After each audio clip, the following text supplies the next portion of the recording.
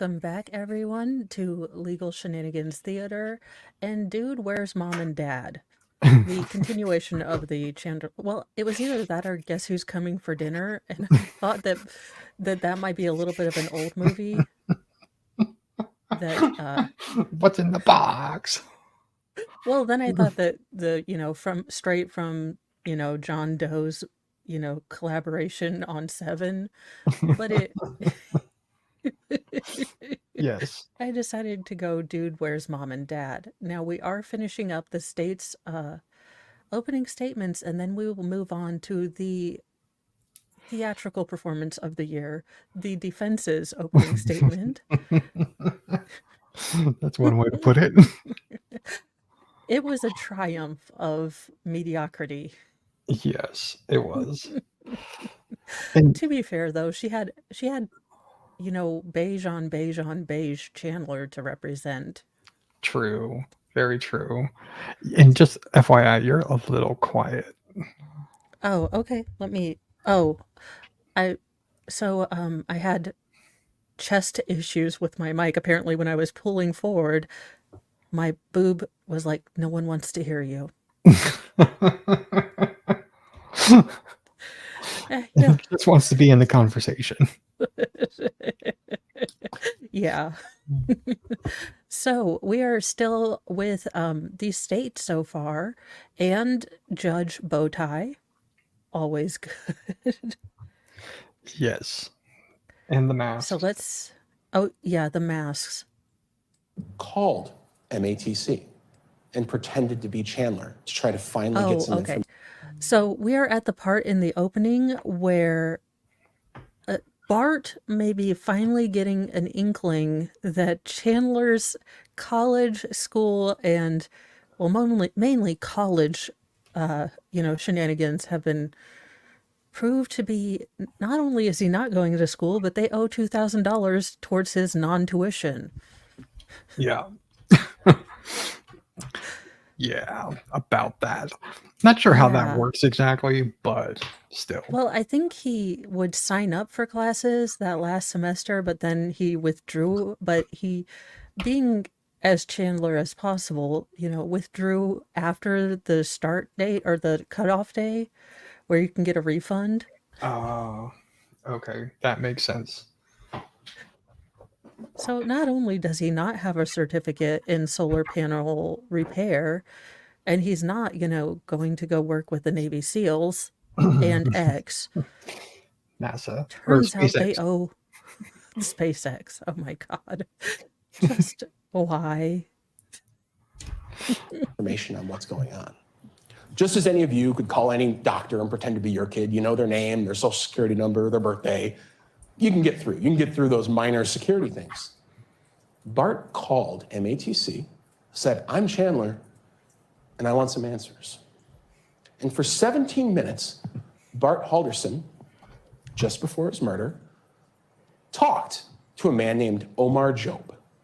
Omar Job is a entry-level customer service guy at MATC. He's got no skin in the game. Doesn't even really remember. Hey, are we sure about that? Because I think he might have been trying to play Chandler in Sarkov or whatever it was, and he's like, you know what? He beat me. I'm gonna ruin his world.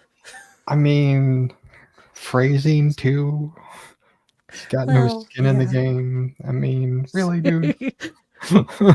Well, I mean, we don't know that. Never mind. I mean, we are talking about the same dude who used like the puzzle thing at the end. So, I mean, being tactful isn't exactly a strong point.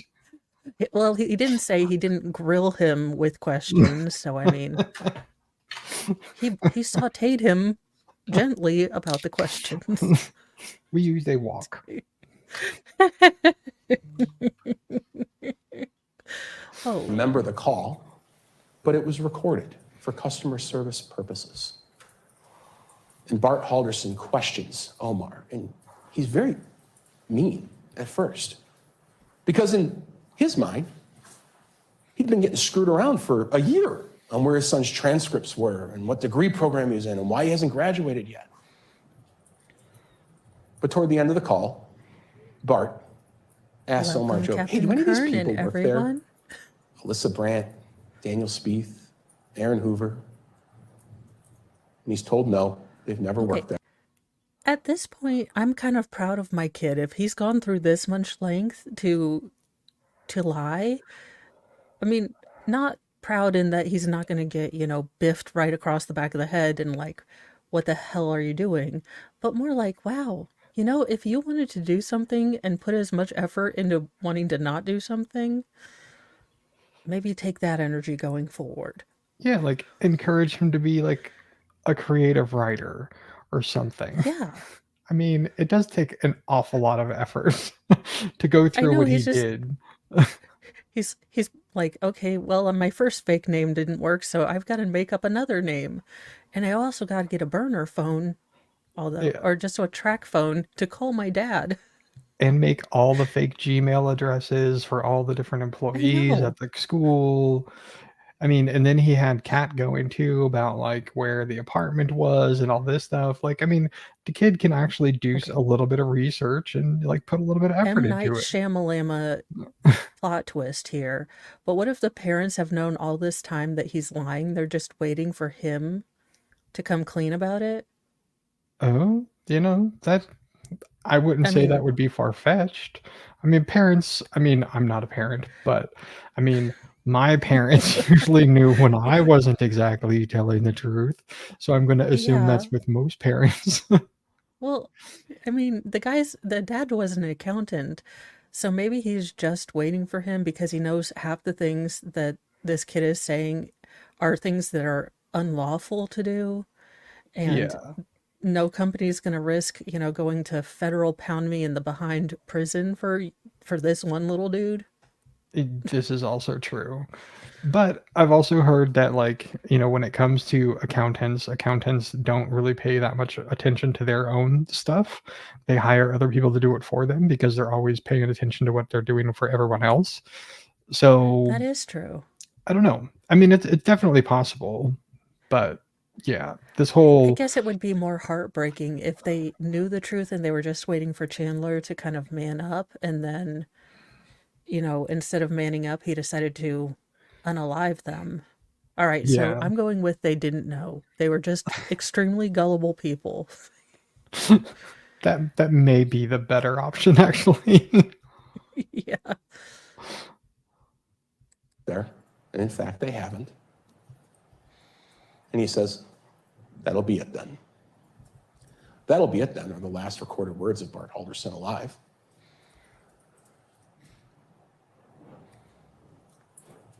Bart Halderson, shortly after that, sends a text message. What was that weird pause? He looked like he was letting out a silent but deadly kind of thing.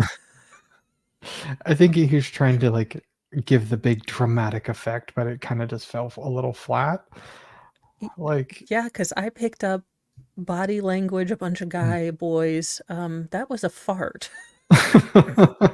he was concentrating real hard to make it not audible. Look, if you have seen a toddler that's about the age where they are receptive to maybe taking potty training classes, they will look at you and poop in a corner because, look, I am not experienced on everything, but when they start getting embarrassed about doing it, just wherever, that's maybe at a point where it signals that they might be ready to engage in potty training.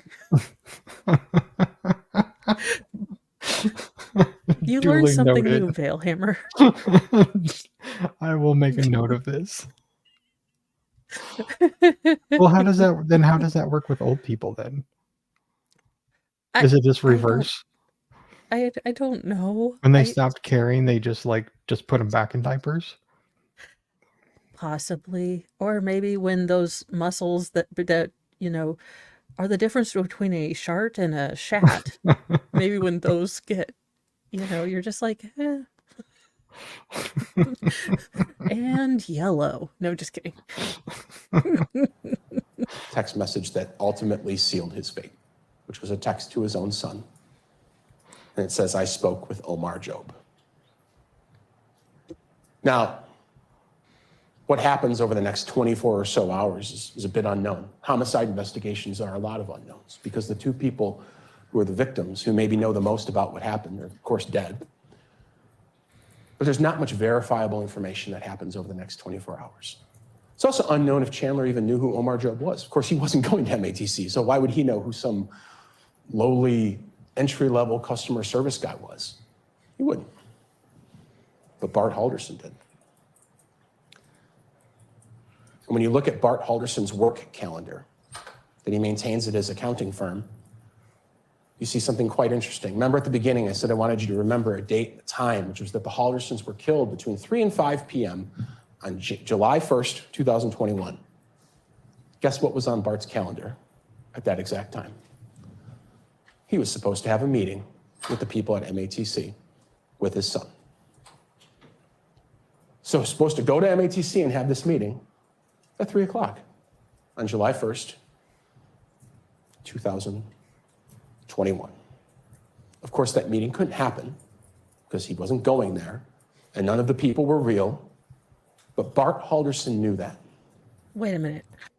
Is on Friday, relax and okay. Well, it's something. I thought it said recharge and relax or something, and I was like, God damn it! He had one Friday off. What This does kid that has to actually say? exchange and I don't know. Benefit? Relax and reflect. Benefit, maybe?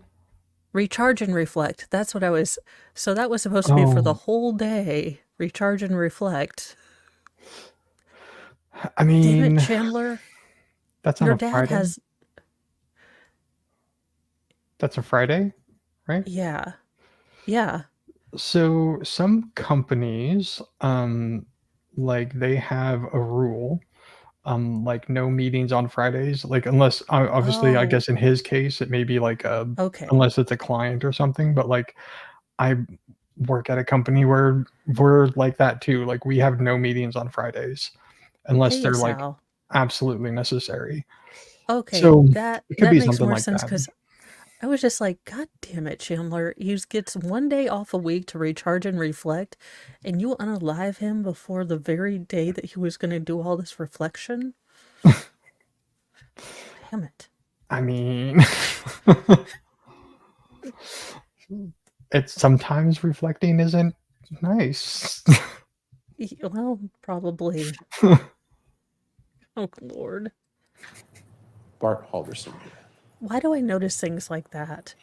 And so Chandler had obviously figured that out at this point. There's no way out of this one. You can't get out of this lie. And so the next day, Chandler Halderson wakes up on July 1st and starts messaging his girlfriend. 7:26, I hardly slept. 7:27, stuff hasn't been going well for me lately. Just trying to plan for the next thing to fuck me over. 7:51, I had a great future planned. Sir, that would be your roommate. Um, Or cat in a couple that's the days. next. Yeah, that's the next thing that's gonna, F you over. Yeah. I'm sticking with my bet on cat in a couple days. Yeah, but I had a great future planned. Like, no, you didn't. You had nothing planned. That's why all of this fell apart. I mean, it was technically planned, it was just in fantasy land. True. Oh, God. It's This falling kid. apart. 104, just 2 hours prior to the murders. I overheard they might go to the cabin with their friends, but I don't know. So somewhat of a full circle at this point, that's the moment Chandler Halderson decides to kill his parents and engage in this bizarre story of them missing at a cabin with an unknown couple in an unknown car at 104, July 1st. Now, shortly after this message, it's about an hour and 10 minutes, Bart Halderson's getting ready to go to MATC for this meeting, perhaps to confront Chandler, perhaps Chandler's going to confront him. Bart texts Chandler, I'm ready whenever you are. That's about 50 minutes prior to when he was killed. Those are the last words ever recorded of Bart Halderson. His phone is never used, really. Again, Wait, I thought the other dies at thing some was the point. last words that He Bart never- was ever recorded with Well, Omar. yeah. Well, I think they meant audio, and then these are the last words he typed. Thumb Yeah, typed? I don't know. I'm pretty sure that's what he meant, but it's just not what he said. Well, no, but I mean, I'm ready whenever you are. Yeah. I mean, at this point, he sort of said, "Son, do you want to tell me what's going on here? Because you're already in trouble, but do you want to make it easy on yourself or hard on yourself?" Yeah. It's like, at what degree level of whooping do you want at this juncture? And I don't care that he's 20 something years old. Well, yeah. Again, have you seen his calves compared to his dad's? Chandler's gonna, he's got little bird bones. I mean, he'll probably fall and trip and break his ankle. Yeah, exactly. It's just like, yeah. Oh dear. Goes back to work. No one ever sees him. The neighborhood he lives in, riddled with security cameras, never see him again. Riddled? I don't think you want to use riddled.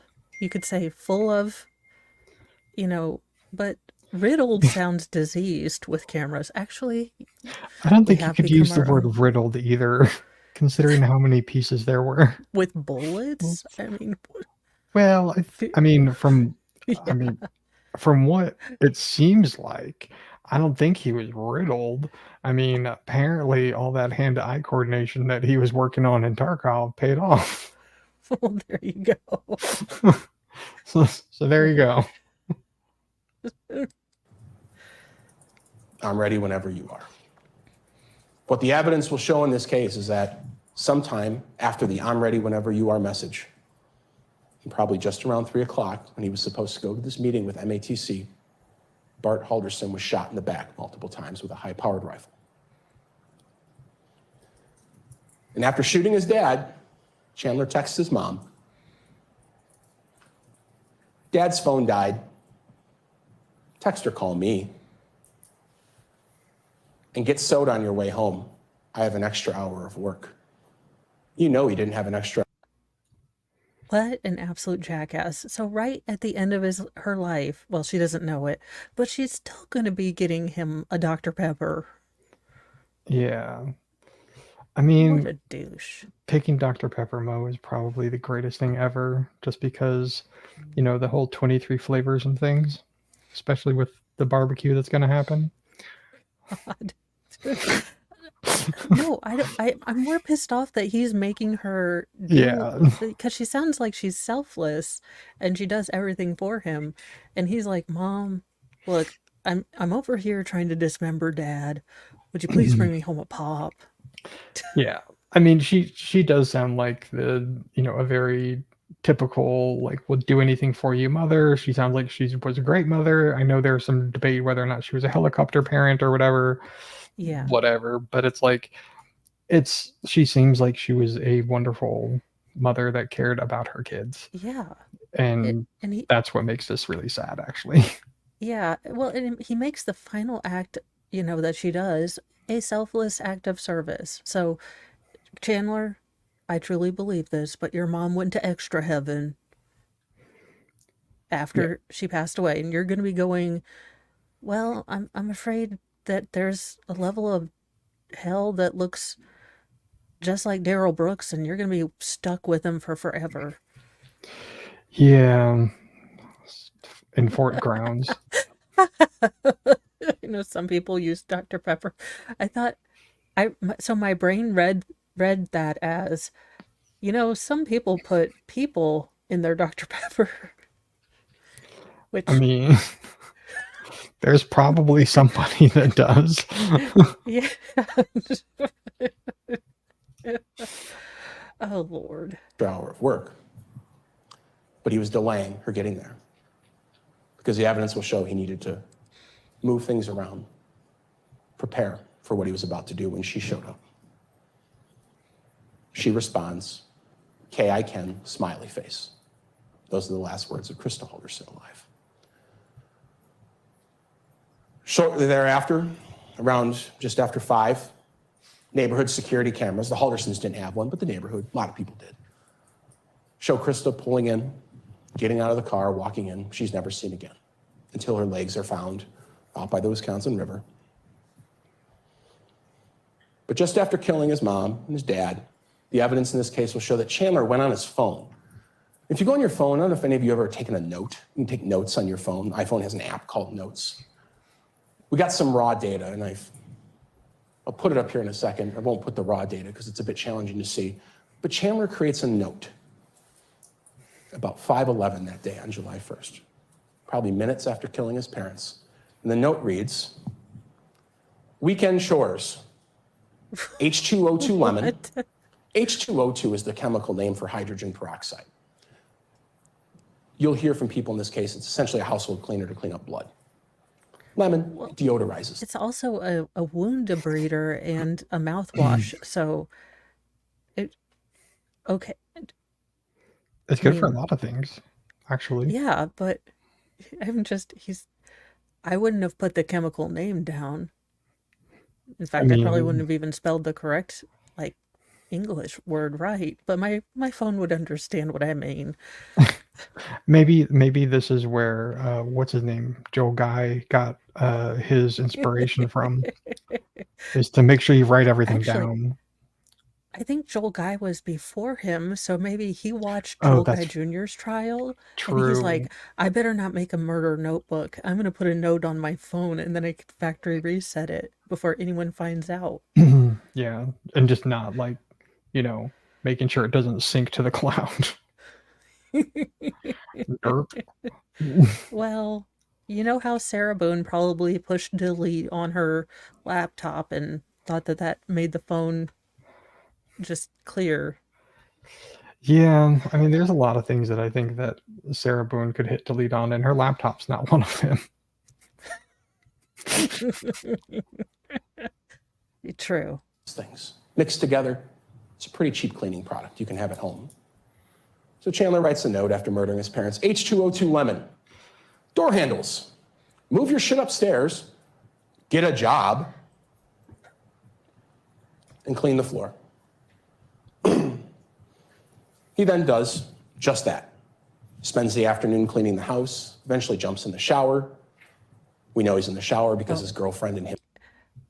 Yeah, I won't be covering that one because I don't need to put, have to use my bail money fund for that absolute boil on the butt of humanity.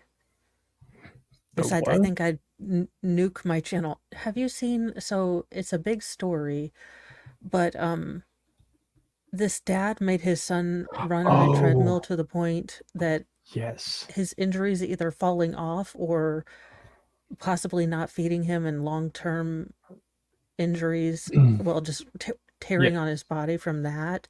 And I was like, oh, no, I cannot. No, look, I don't want to have to go to prison for I think Lorena bobbing someone. Yeah, I think I saw like a video clip, and I was like, I don't understand what this is, what is happening here, and then I saw him fall down or whatever, and so then I started to read what was going on. I was like, oh, yeah, I'm not doing that either. No, Like no. yeah, that's another one of those. It's like things with kids. No, man, I'm good. So I make a distinction, like with the Groves case, that wouldn't be something I generally would cover, but because of the state prosecutor turning into an avenging angel and Yes. the interesting legal thought about, can a wife say that she was completely and totally the only perpetrator of this unaliving, and then the husband work out? Yeah. Note, it did not. Yeah. I mean, there's a lot of interesting things with that one, and that one, yes, the prosecutor definitely turned into an avenging angel, which that was very cool to see because, like, I think with probably most of the people here, we have seen a lot of trials recently that Yeah. don't go that way, and a lot of prosecutors who are not great. So it's nice Yeah. when you see a good one like that. So Yeah. It's Him FaceTime when they're in the shower.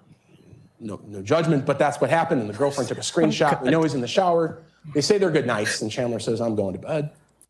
Wait, do you mean that there exists a nude and in the shower picture of Chandler, and just this chick hasn't made like bunch of bank on, the merch for the last, Chandler in the Wild picture? the last Mr. Winky picture.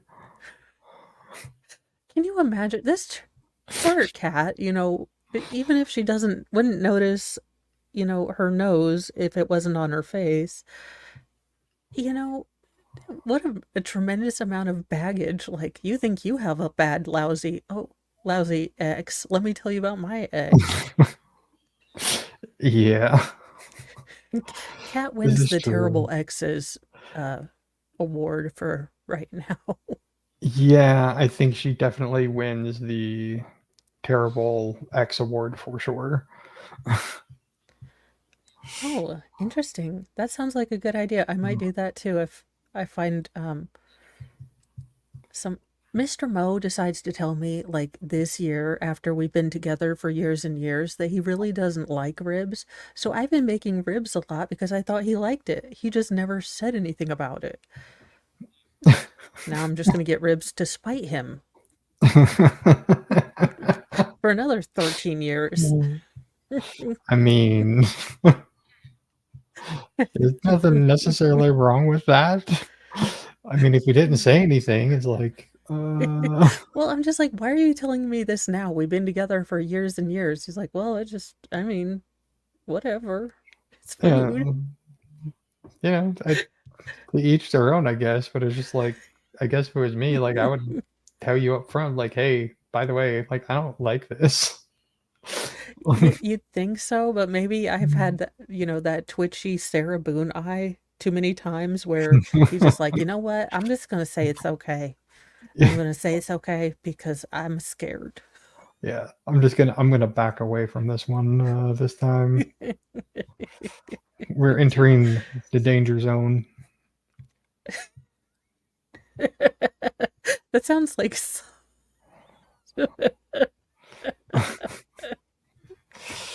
I mean, it sounds like something my youngest would say.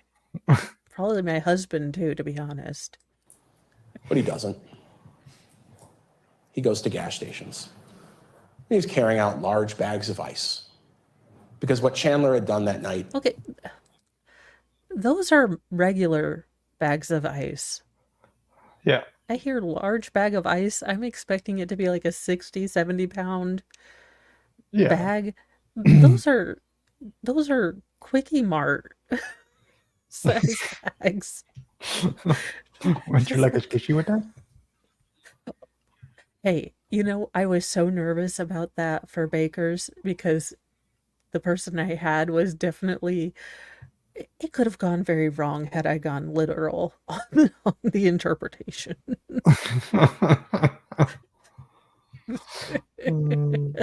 That's funny. is what you all probably suspect by now. He had dismembered his parents, or at least started the process, and had to fit them inside of freezers that were in the Halderson home. You'll see some of these freezers, they're clean. But this doesn't make sense on two different points. One, it's funny, but if you put a body in the freezer, you don't need to have ice Yeah. because it is in itself a freezer. Yes. That's what doesn't make a ton of sense unless, and I'm gonna make a guess here, that if you put a large hunk of meat in the freezer, that it's probably going to take it a while to freeze or to be kept. So maybe he thought, I'm trying to think like Mr. Halderson here, that maybe he Okay. thought that if I get some ice, it's going to speed up the process to keep them cool long enough so they don't start to smell. Because remember, Oh, see, we're I going to was get thinking some. more that that all of the body juice would get on like the roast for next week. I But mean, there I'm is thinking that. more practically than uh Than I am. well, Well, I'm just I'm just yeah, also thinking that his priorities were that, like, hey, you know, I'm gonna have cat over and I don't want it to smell because I'm needing to get something wet. So, I mean, it's like I'm assuming that's what he was probably thinking. I possibly I don't know. Why am I thinking he's gonna give a rat's ass about a roast? This man doesn't even know how to make his own Easy Mac. Yeah, this is also true. There's still some evidence around. That night, I'm not going to show many photographs for a little bit, just because I think you deserve to kind of be eased into some of the things you're going to see. That night, Like the what freezer. appears to have happened, what the evidence will show, is Mr. Halderson took items from around the house and began cutting apart his parents. Saw blades covered in Bart and Krista's blood. An axe, Whiskers, safety Bart and Krista's scissors, ironically also. hand saws, things of that sort, covered in Bart and Krista's blood. He cleaned the house as best he could, and you'll hear about that. But still, blood spatter found of Bart and Krista's blood around the house. And he had a plan. It wasn't a well thought out plan, but he had one. And that was he was going to burn. Underhand Burn. shade there. Ouch. Ow. Yeah. Chandler's over here. Is he clowning on me and going to prosecute me? That's double jeopardy and I don't approve. Yeah. I You mean, know, he's not wrong the though. bow tie is beginning to grow on me with old Superman Judge, because he has that one little curl out in front. Old Superman would totally wear a bow tie. Clark, like the oh god, what's his name? The guy who passed away, the wheelchair dude. That one. Oh no, not Christopher. Well, just like Reeves. There you if go. Superman, got old, decided to become a Oh, judge, maybe, stop fighting crime as much, enjoying more of Lois Lane's, casserole. Jesus. Oh, I didn't mean it. I know. My mind went right there. Or Christopher Reeves at this point, because that's how the joke is. Dead already. It didn't have legs to begin with. Oh dear. Too soon. Burn the remains in the family fireplace there in the house. So it's July 1st. And if any of you remember, 4th of July weekend's pretty hot this year. People in the neighborhood thought it was a little bit weird that so much fireplace was going on. They smelled stuff. One person, this neighborhood's full of retired cops, but one retired cop said, I smelled God.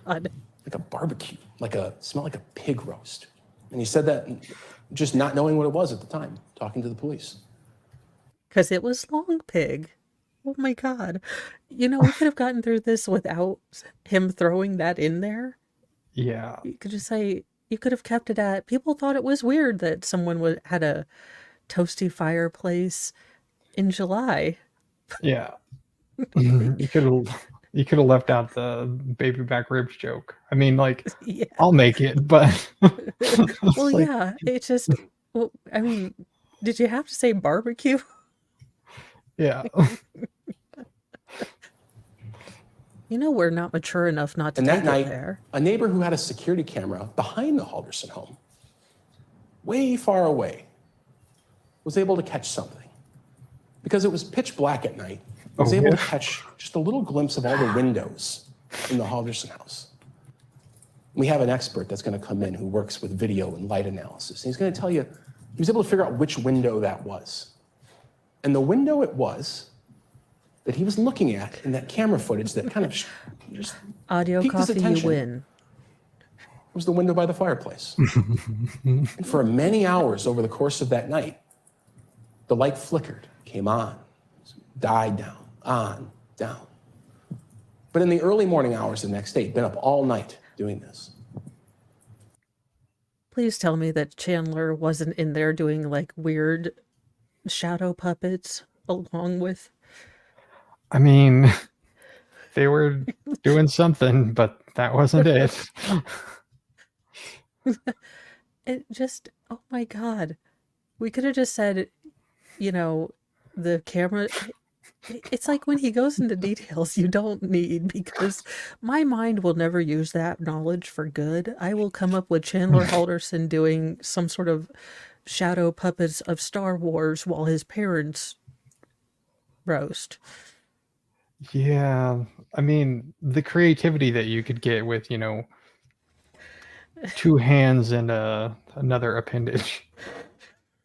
Oh God. That just, no.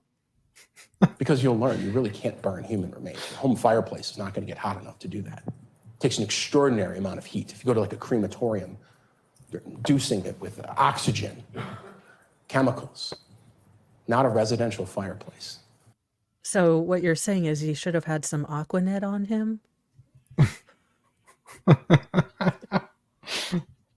Yes, that probably actually would have solved the problem.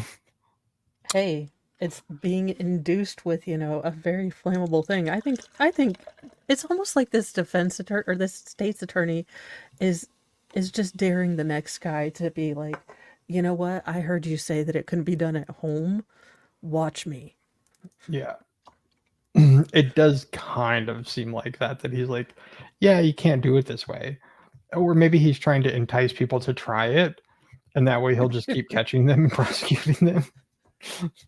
Hey, that is a good idea. Works. But eventually, in the middle of the night, the fire started going well. It appeared that air was being pumped into it, and you'll see when they searched the Halderson home, there was in fact a fan found right next to the fireplace, next to a tape measure, trying to make sure the remains were the right size as they went in the fireplace.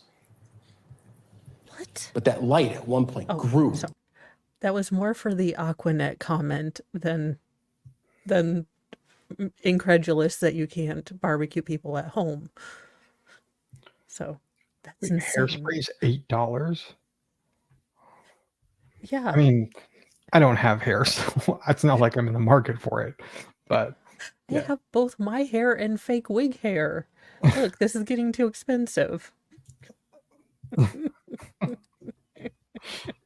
And grew and grew, and it got very bright in one room. And then all of a sudden the kitchen light came on, and then all the lights went out.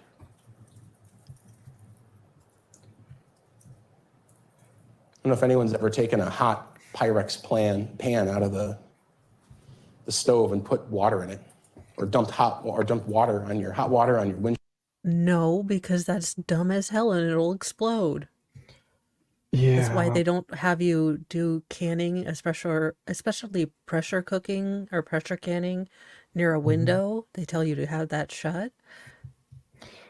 I mean, yeah, I'm not sure this guy does a lot of canning though. Well, true. Never mind. Windshield in your car in the You winter, might.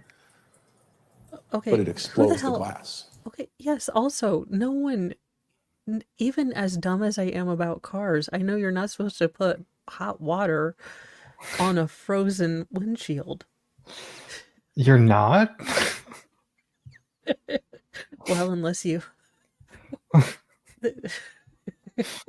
I mean, Mo, where would you get some valuable information like that?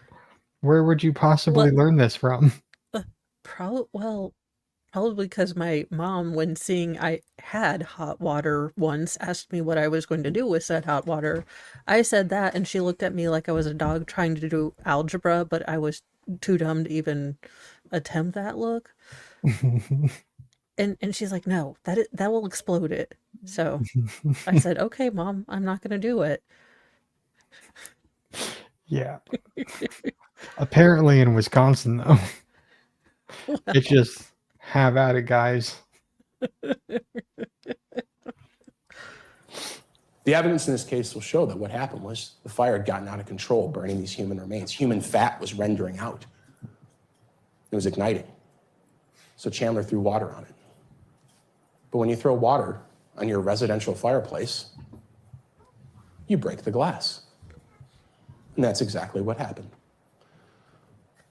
Just above that broken glass panel, which is clearly shattered, you see the paint kind of bubbled off from the heat.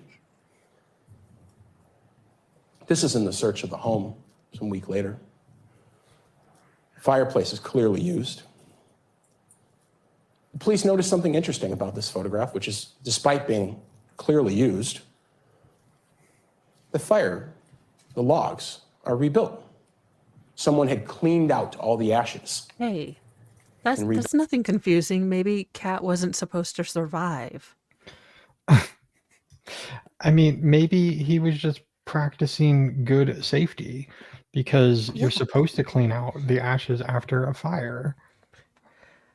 Or Yeah, just and I courtesy mean, for the next and, person. yeah, he was just bringing back, nice courtesy. Like, I used the fireplace last.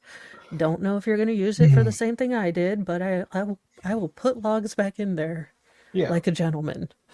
Or maybe his parents taught him well and he was just in the habit of doing it. Yeah, true. Built it. Clean logs, newspaper, one burnt piece in the middle.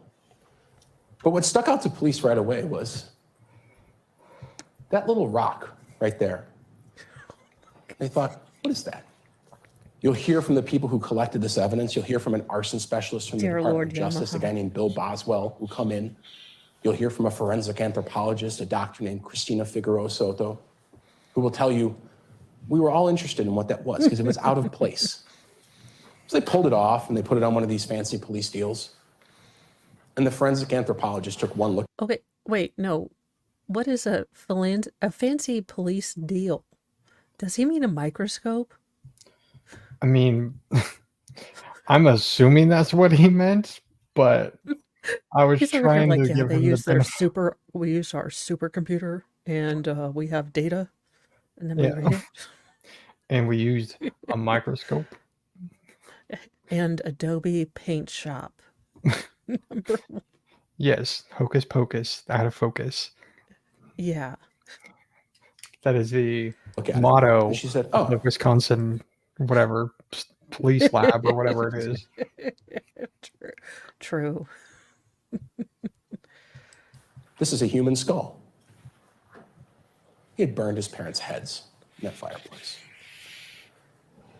Later, the police would go through the ash trap of that fireplace, and they would find human remains, facial bones, the knee bones, which, because we found Krista's legs, by deduction, had to be Bart, all in the ash trap of that fireplace. They were all cataloged.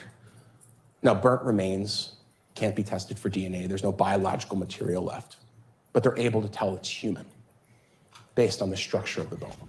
And you'll hear from the anthropologist who will talk about that. So that's what happened on July 1st. Now you're going to hear about all of those days in between Bart and Krista dying at 3 o'clock on the 1st, all the way through the police report. But to summarize, Chandler stayed up all night that night of the 1st. Obviously, things weren't going well, burning his parents' remains. So the next day, perhaps not having slept, he walked into Fleet Farm at 7:21 a.m. to buy a tarp. He's on video. He knew his girlfriend was spending the night that night, so he spent the whole day cleaning, but he's sending her text messages, which you will see throughout the day. Hey, this is how you know he is a sociopath. It is flippin' July, 4th of July, like 80 damn degrees. And he still has on like 3 long sleeve shirts and a hat. I mean, Holy. maybe he's just cold-blooded. Well, yeah, I think we've established he's part of the Lizard People Consortium.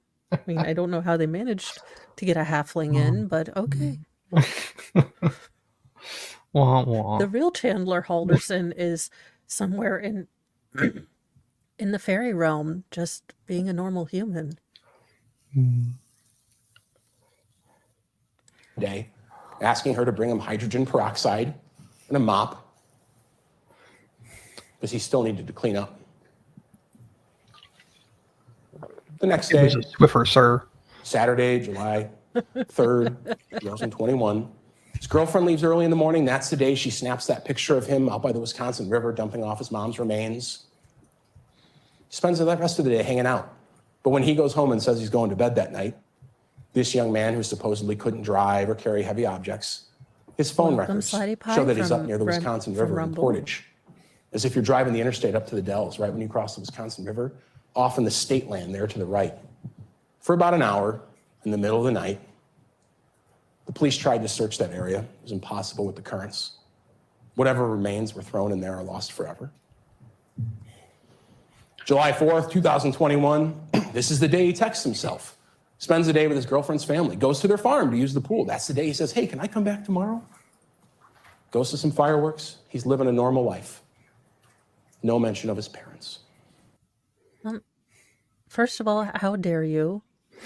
Probably 18. And I'm a grammar outlaw. And look, it's just how I roll. I only pay attention to grammar Monday through Friday. Outside of that, I don't care. He's like, semicolon, don't know him. Yes. All the hyphens, no commas. Oh, Lord. Thank you, Captain Kern. Let me pull up. I did not pull up my side one so I can see, but you gifted 5 memberships. Thank you. I have to go to my... You would think I would, after doing this consecutively, I would remember these things, but no. Just no.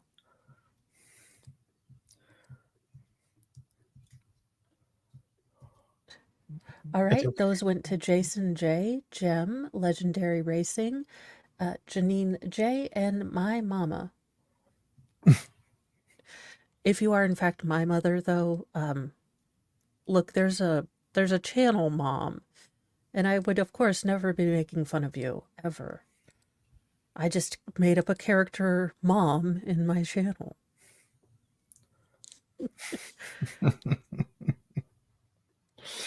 The next day, takes out the garbage in the morning.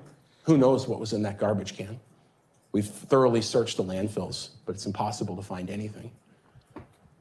But he took out the garbage. He goes out to the farm to supposedly use the pool where he's seen walking out of the woods. Cell phone tower records prove that he was out there on the farm. Remember I told you he told that person that he was having trouble at work and school and having a bad doctor's appointment. He never went to any doctor's appointment that day. Phone records show he never talked to any doctor. It was all a ruse to be able to go out in the woods and hide his father's body. Yeah, and I think that might be the first witness that we start with. I'm not quite sure, because I don't remember chronologically what which one goes first. You know, I'd say ask Veilhammer if he is a winter, an autumn, a spring, or a fall, What or does summer, that mean? because Actually, well, like which colors look better on you. So, well, it used to be an... I actually know what that means, Mo. I genuinely actually know what that means. I'm probably a winter. Okay. Well, then there you go.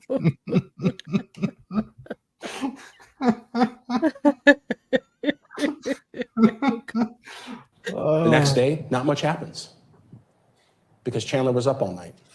Again, that light analysis shows all night, the garage light on and off. The garage, of course, being where we found some of these tools, the axe covered in blood. He's cleaning up. At 4:30 in the morning, for no apparent reason, he drives around the city of Madison. There's no idea what he did there. But he's not doing much. But people begin questioning him about his parents. He just says they're late. The person most worried, perhaps, is his...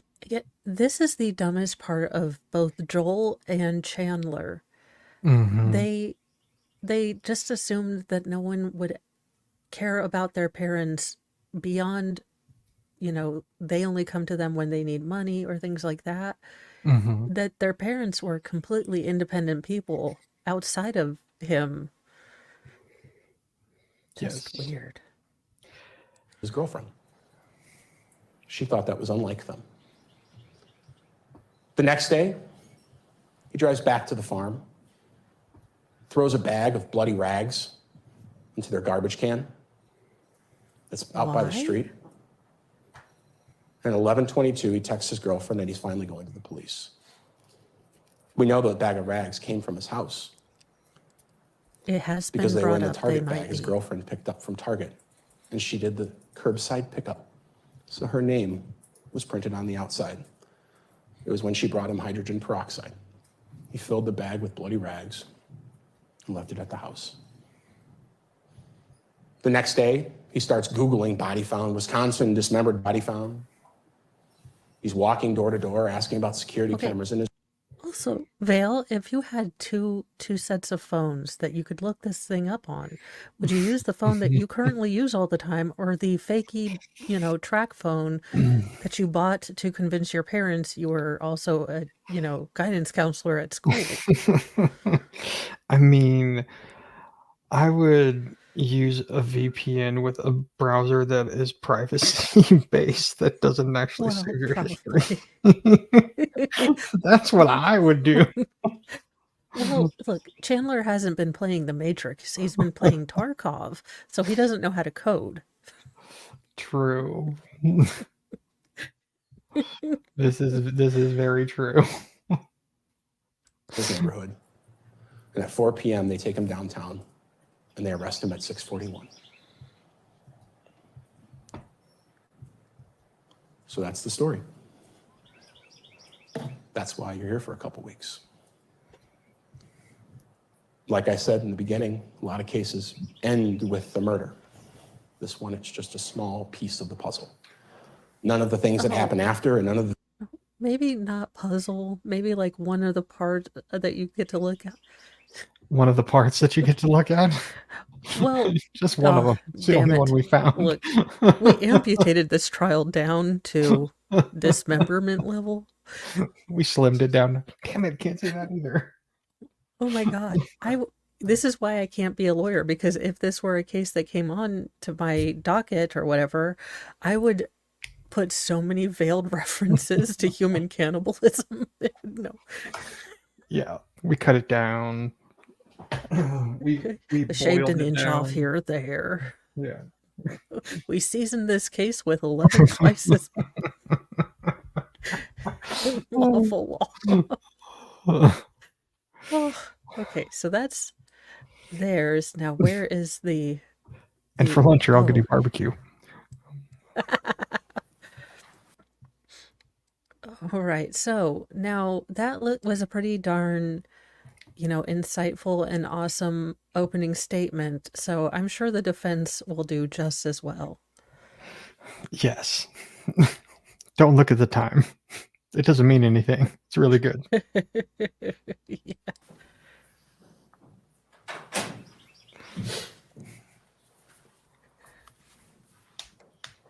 That is odd. Please be seated.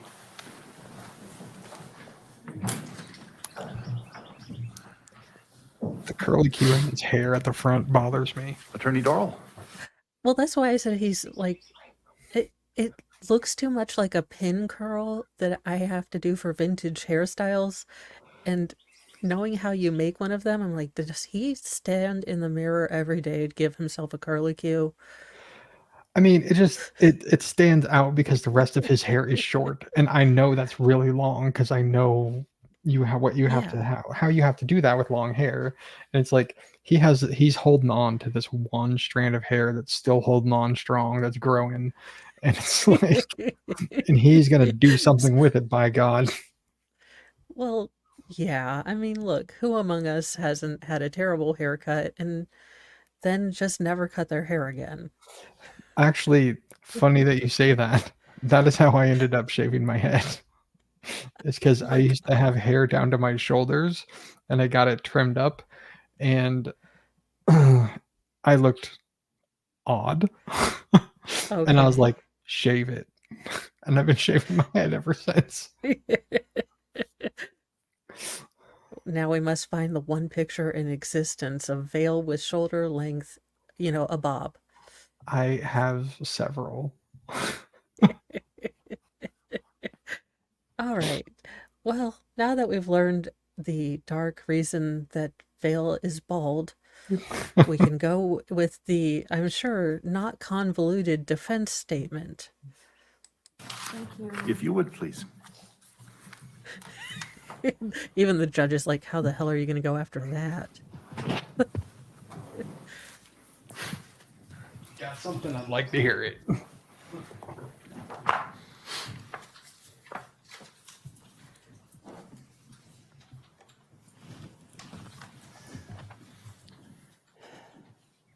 Chandler Halderson did not murder his parents.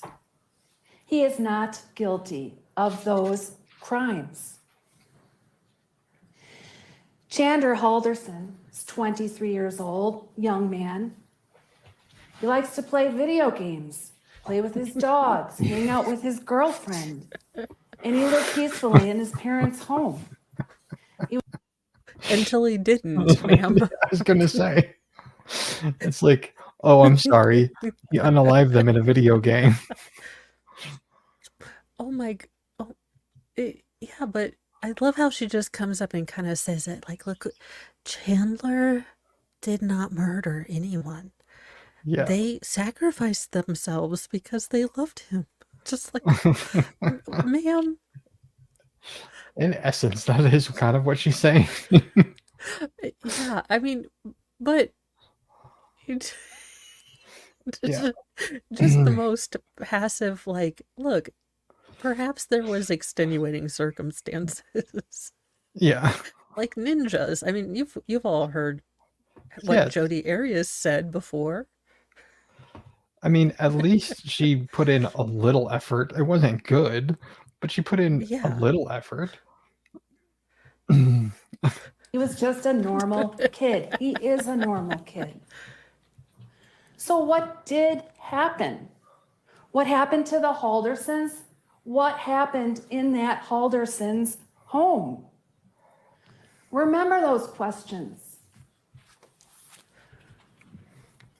They won't be answered.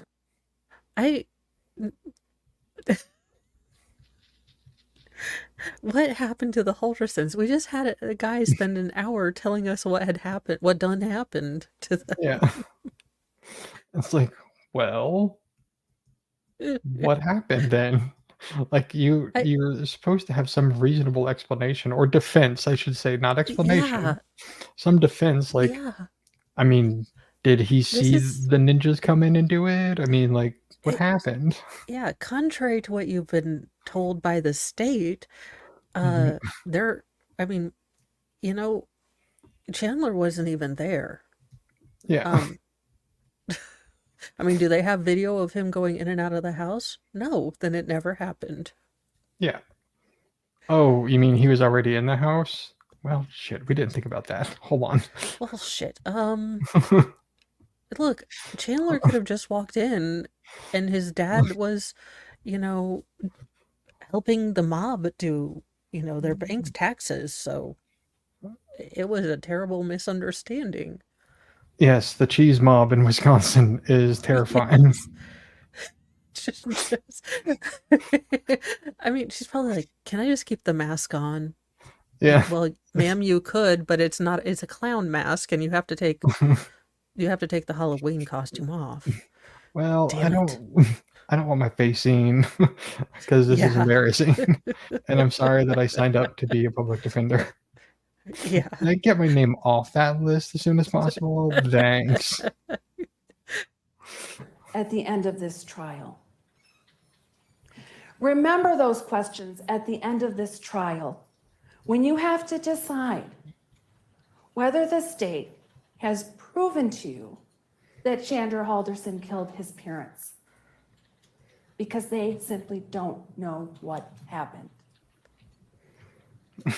Well, I don't think it was like They a just game told- of Jenga where you take out, you know, you touch down on the knee and he just topples over in many small pieces. I was going to say, here we go with the pieces again.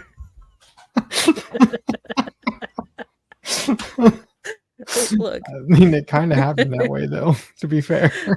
well, yeah, but She's just over here like, well, did they have him? Was he videotaping a video for YouTube while doing this? If I the mean, stream does not exist, you must acquit. maybe Chandler was really good at operation. Maybe this is what the problem is. It is to blame on Mattel or Hasbro or whoever, Is- Parker Brothers or somebody, whoever did make. The Mr. Potato Head is where this all started, this Sig fascination.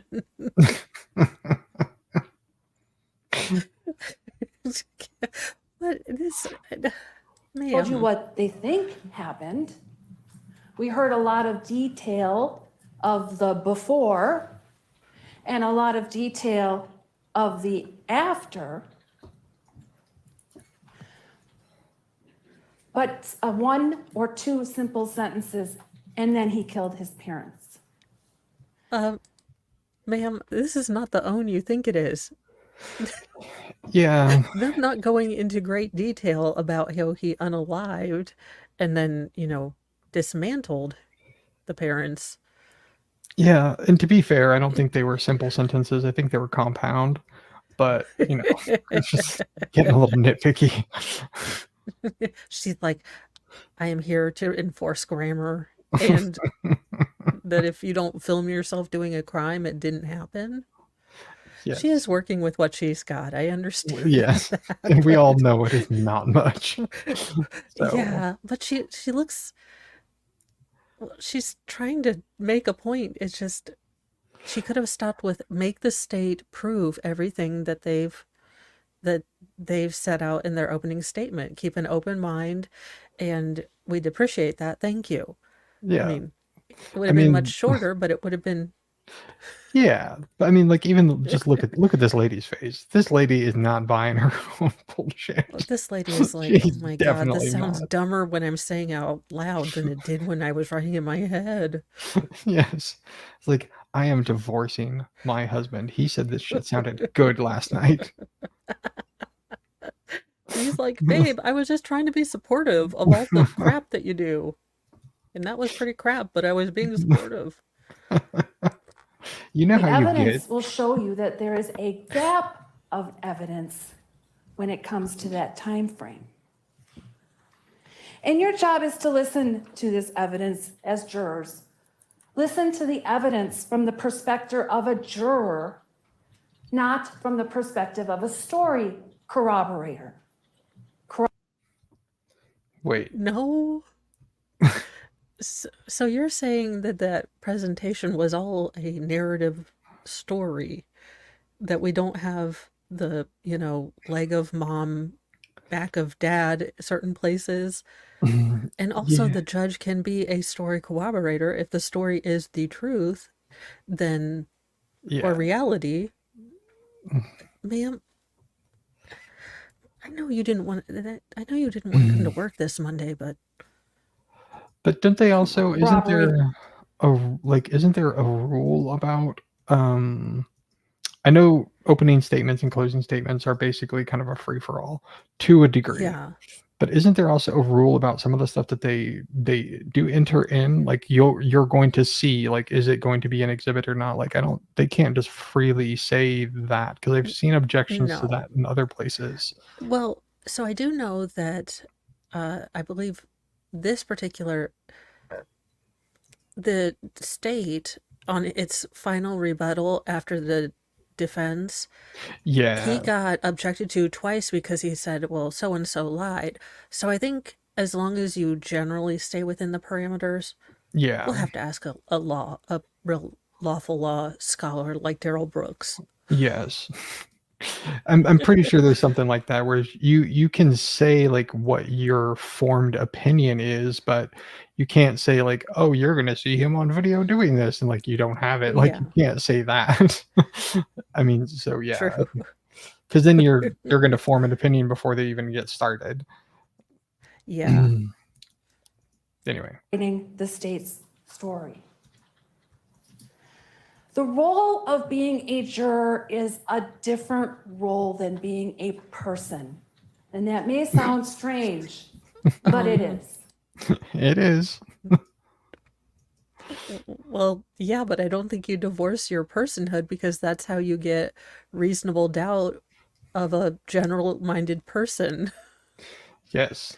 What we've learned Okay. today is that jurors are not people. Well, that would explain some of the verdicts we've gotten. This is not wrong.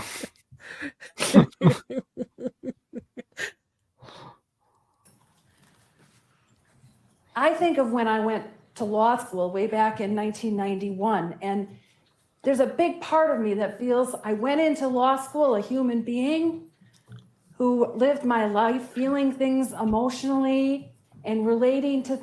No, I'm pretty sure that was just the full sentence right there. I went into law school a human with sobriety. Like, then I have to write closings for this or openings for this a-hole and decided that alcoholism looks better. Yes, basically, that's how that works, as I understand it. I mean, there's better ways of. I get what she's trying to say, but it's also. But they're not human anymore, so if. Aren't humans the only ones with emotions like that we gravely convey? I don't know. Yeah. She has a bit of a conundrum there as to how to unravel that. Is like, how are they not people? Like, I don't Yeah. understand. Like, how are they not people? I mean, they look like people. They smell like people. I mean, we could ask Chandler if they taste like people. I mean, Oh my gosh. I mean, we feel so bad for her because, after an opening like that from the state, and it's kind of like, look, I have to defend this douche. Just make the state prove it, yeah. I would have just left out the whole, like, not a person argument, ma'am, is all I'm saying. Yeah, and I see a question about, like, how many times the defense objected during the thing. I don't remember how many times it was, but I do distinctly remember that there was an issue, actually. There's an issue with something I think that the prosecution said during closing, and they He had to said have, that like, a huge sidebar about it. I So thi he was accusing the state's attorney was accusing the defense of standing That's there what it in their was. closing arguments and lying. Yes. And generally, you can attack the argument, but you're not supposed to accuse your the counsel across the way from lying unless you have absolute proof. Yes, that's what it was. It was about it wasn't a witness line, it was they said that the defense lied. I remember because there Yeah. was a big hoopla about that. Um, but yeah. Yeah, and Miss Not a Person here got really twitch irritated, and she's like, "I did not lie." And I was like, "Okay." Yeah. And I think they corrected it with, like, the judge gave some direction or something, or Oh maybe he yeah. apologized or something. I don't remember. It was something I don't silly. remember. Mhm. Yeah. I don't. Well, Nanya, she has nothing. Have you met Chandler Alderson? He'll tell you about his life story and he won't stop talking for 84 hours. Yeah. About literally nothing. Yes. It's like, do you want something? Are you an insomniac? Because if you do, boy, do I got the thing for you to listen to. Yeah. Because it is, Chandler telling his story. yes, because it is not interesting in the slightest, and There he is a won't reason shut we did up. not cover it because I would have fallen dead as you would have heard me snoring. I would Yes, have had awake apnea. it his interrogation is just, it's him just babbling on and on and on until the police finally decide, okay, we've had enough. It's like, and then they start drilling him, and that's when he was like, I think I need an attorney.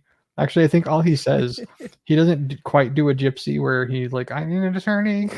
He he he just says attorney. I think that's all he actually says is just attorney. It's like, would you like one? Or like, are you trying to profess that you're an attorney too now, in addition to working at SpaceX? Oh my things gosh. emotionally. And I left law school a really different need to person. I learned how to be very logical, to apply facts, first to I assemble won't facts, put that one up, and Zach, then but I'll put up to a different one apply that I these think will be just facts as funny. to the law as I learned it.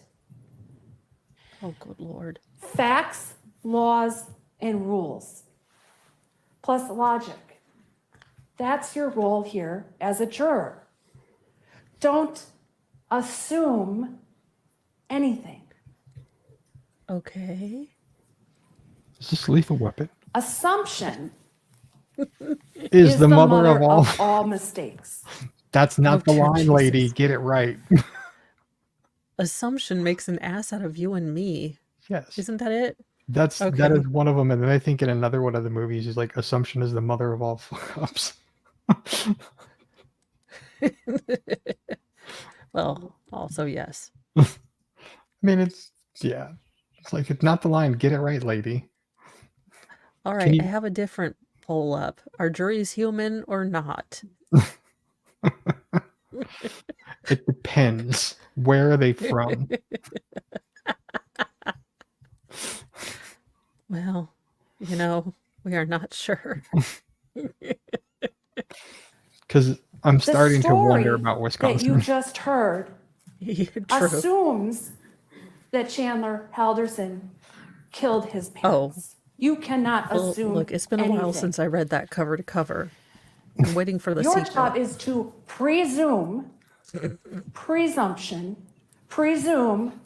Chandler Halderson is innocent because he today is under the benefit of the presumption of innocence. Sure. Sure he does. An assumption is reaching a conclusion without knowing all the information.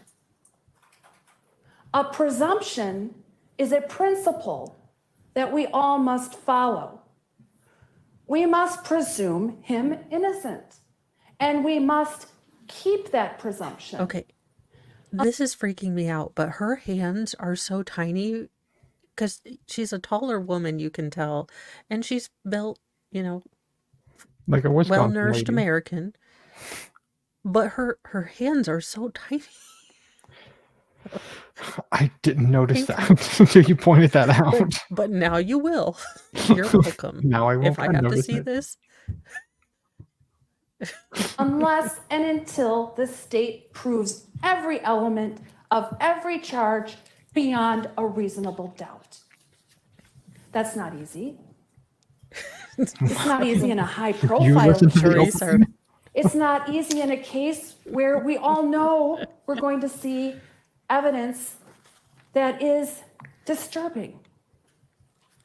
But you must find a way, like I did in law school, to put your emotions, put your feelings aside, I need to and read all use of my the logical comments before part of putting who up. you are.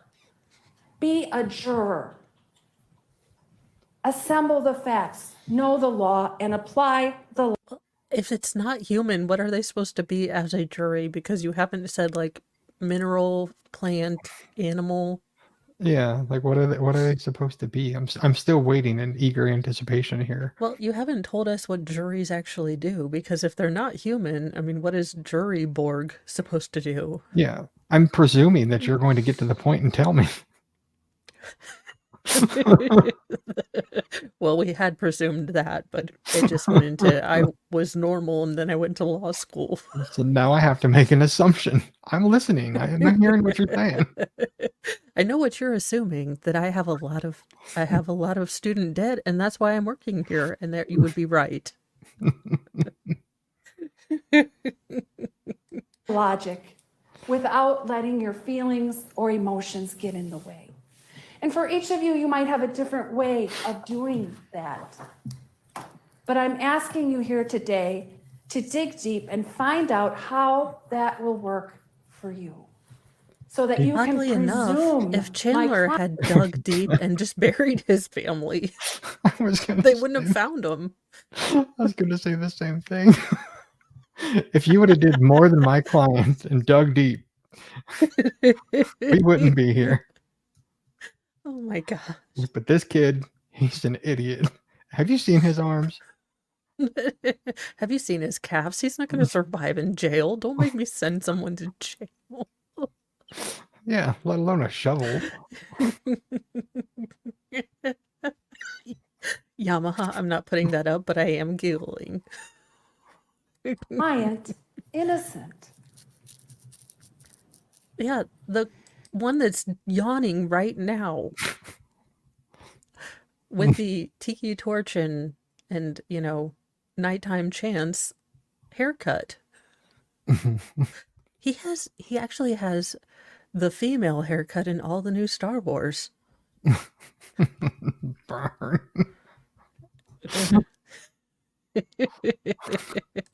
May the fourth be with you. Now, and I'm also not with going to you, have a fancy if you're a good PowerPoint Catholic. here, and I'm probably Wait. She's like, I didn't understand how to edit and make the pictures fly in from the side. Oh my god. not even going to talk very much longer. Promises. But as I comment to you on the evidence that you're going to see in this case, I want to highlight a couple of things. First of all, and the judge already Baker. indicated this in some of the preliminary instructions, lack of evidence is evidence just as much as any evidence that is presented to you in the courtroom. Look No. for what's missing. His parents. Look for alternate. Ma'am, that's why we're all here. His parents were missing, and then we found, well, not all of the evidence, in fact, but in the actual. Oh my god. Again, Woman. so you're going with Chandler did not, you know, FaceTime his girlfriend while hunting down parents. So ipso facto, they can't say with 100% proof that my that my client, you know, unalived his parents. Yeah. And JW, we are watching, excuse me, the Chandler Halderson trial. He is Kat's boyfriend from the last couple interviews that we saw with the interesting girl who was allergic to chocolate but then ate a chocolate chip cookie. Just Yeah. This is her lovely partner in crime. Or not Yeah. crime, according to the state. yes. Explanations. Because the second thing I want to tell you is that evidence of one thing is not necessarily evidence of another thing. Okay. I mean, These Einstein one said fact otherwise. I mean, ma'am, look, I try to use that defense every time my husband's like, how much did we spend on this? I'm like, look, evidence of what was withdrawn from the credit card is not always evidence that I didn't get a whole bunch of Kohl's cash. So practically this entire thing was free. It just never, I'm going to have to show Mr. Mo this and be like, evidence and lack of evidence are not a thing. They do not prove anything. You have to presume that, Listen, that look, I did nothing. evidence that I might have spent more on wigs fails to take in effect that they were 35% off. And I really feel like I should be complimented for not spending as much as I could have. I mean, it sounds logical. It does. Oh, but he's still a person. I have to have him become a juror, then he'd Yes. buy it. Yeah, you need him to be a juror first. Damn it. I knew I was missing one step. How they get me. Here could mean a different fact here, but it also could mean 3 or 4 other facts. So you have to avoid jumping to conclusions. Oh my God. Is she going to do the mat? We call it the jump to conclusion map. Oh my God. No, she's Well, just you know gonna what? cut She's to the done. chase. She's made me think of Office Space, and if I'm a juror, I might like it. Yeah.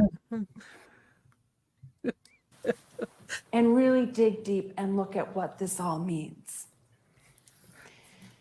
You're going to notice that many of the facts, many of the witnesses aren't going to be hotly contested by the defense in this case. Very good. And that goes back to what I was just saying. Unlike the fireplace. 12, 18, 100 reasonable people can look at a certain situation and form a different conclusion. Okay, ma'am, I'm just going to throw this out to you, but you show 10, 12, 133 people that opening, they're not going to think different things. No, they're not. And I mean, the only conclusions that I have heard from people is whether or not he took a nibble or not. Like, those are the only conclusions that I have heard. I don't know. He almost looks like he might should have, because it looks like he's anemic. I mean, I don't think you're wrong. Especially for being a And when you're Wisconsinite. talking about a system where you need to be convinced beyond a reasonable doubt, you better make very sure that you're excluding all of the other things that these facts could mean. Okay. Because you just aren't. Human. I would die laughing if there was a video of the jury room and they went in and they said, all right, how many of the 4,684 of us think we don't see a homicide here? And everyone else is just like, no, we're pretty sure. Yeah. It would be interesting to be inside of some jury rooms. This one in Yes. particular would have been enjoyable. Yeah. And 'Cause- none of the jury members have come out with a book. I mean, y'all know that if I am on a high profile or even a low profile case, I am coming out with a tell-all book and I'm hawking and grifting that thing all over LawTube. Yes. I mean, it's what a good court reporter would do, or clerk. Well, yeah. I mean, I take only lessons of self-enrichment from those in government, so Exactly. I'm pretty sure. If they do it, it's okay. I am running for president, so I need to learn these skills. Yes. Just take as much as you can. I think that's the skill. That is true. Aren't going to know what happened. You're going to know some about the before. You're going to know some about the after. But you're not going to know what happened in the Haldersons' home, who did it, what happened, how it went down, whether it was intentional or not, which is an element of homicide. You're just not going to know. Okay, so I love that they're trying to sell this new theory that Chandler walks in on some sort of mob hit and, well, instead of saying, hey, my parents were attacked by not me, he decides to chop them? Yeah, and just dispose of them. Like, I don't know. That doesn't seem to make a lot of sense. I mean, I'm sure he and Jody would get along great, but yeah, that's a very interesting theory that she You're is also going to not floating. know how Bart and Krista would have reacted to these lies. Hello, Wyatt Earp. That's never. Okay. Well, they didn't get a chance to react to them because Chandler unalived them. So that does seem like a pretty, like, look, we don't know if the dead guys would even care if he was lying. I mean, they never, said it out in their will that if our son happens to be low lives. Yeah, I mean, they didn't say anything, so everything was cool. Like, And what are you talking about, dude? It's like, oh my god. oh my Lord. Oh, well, I'm glad that they were able to get back to their house and they didn't lose any animals.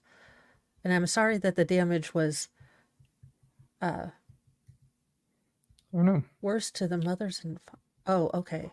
And well, I'm glad none of the animals, and hopefully they're things that can be easily fixed.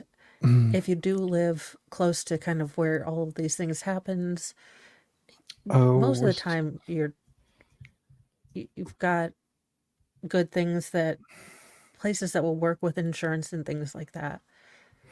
Was this one of the like natural disasters recently?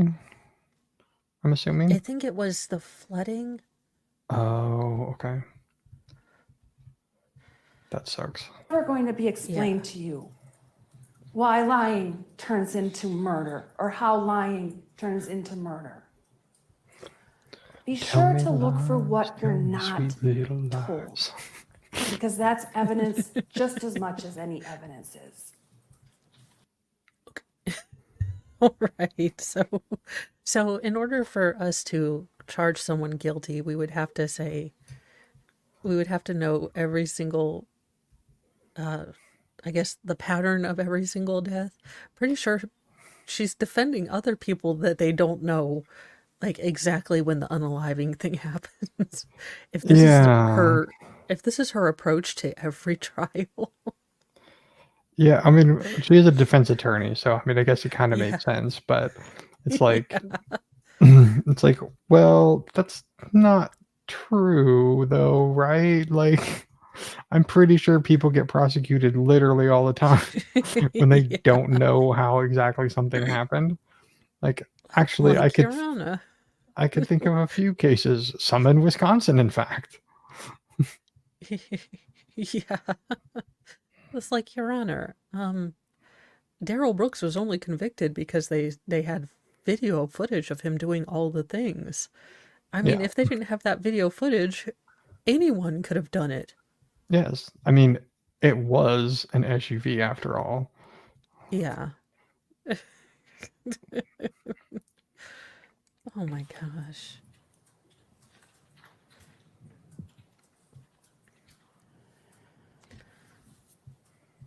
I'm going to ask you to resist some things in this case as jurors. The Oh truth. no, ma'am. No one's attracted to Chandler. We will have none of that basic instinct thing happening. We can all resist. Would they even notice if he did? Yeah. It's like, is he trying to We seduce already me? talked a little bit about proof beyond a reasonable doubt. What that means is you must resist guessing. You must resist speculation. So did Chandler. You must resist storytelling. And only convict when it's proven, or if it's proven, which it won't be, beyond a reasonable doubt. I'm going to ask you to resist losing your objectivity. Objectivity may be hard for people in this case because of the graphic nature of what you've just been told or what you're going to see. But you need to resist losing that objectivity. Commit to being jurors, dispassionate, logical. Don't be swayed by fear. Yeah. I'm not afraid of him. And I ask you to resist any pressure you might feel to convict Mr. Halderson of murder in this case. Okay. It's a little unorthodox, but I'm going to tell you. You mean like the pressure of being able to understand and follow patterns and facts and come to a conclusion? Yeah. It's like, what exactly are you asking? I mean, that might have been something that he could have objected on. just out of principle, and be like, wait a second. And then there's one person in the jury room that's like, resist. I am going to resist. That's what Yeah. took more than 30 minutes because they were like, I'll resist thinking. And have I resisted enough? All right, good. We're done. But we'd still like to have lunch before we have to go back out there. Yeah. Yeah, 'cause it did not take them very long. Well, yeah, I know. Who'd have thunk with all of this lack of evidence that we have? Yes. The amazing lack of evidence that there is. It did not take them very long to discover that there was a lack of evidence in this case. Yeah, the one thing the jury didn't send back was, we are confused about the lack of evidence in this case. Yes. We have Where a is that question. non-evidence, the evidence of the void that we were supposed to get? Will the Yes. void be coming back to us for lunch or? Yes. I mean, like, I could think of a couple juror questions they could have asked and be like, I'm not sure. I'm still confused. Am I a person or am I not? Like, I get what she was trying to say, but she just said it so terribly that it will live in infamy. yeah. It's like, I just don't understand. We have wondered that too, but I think she takes pity on small things. I don't know. Or maybe Or she thought likes them. Chandler was very smart, so she just has terrible discernment.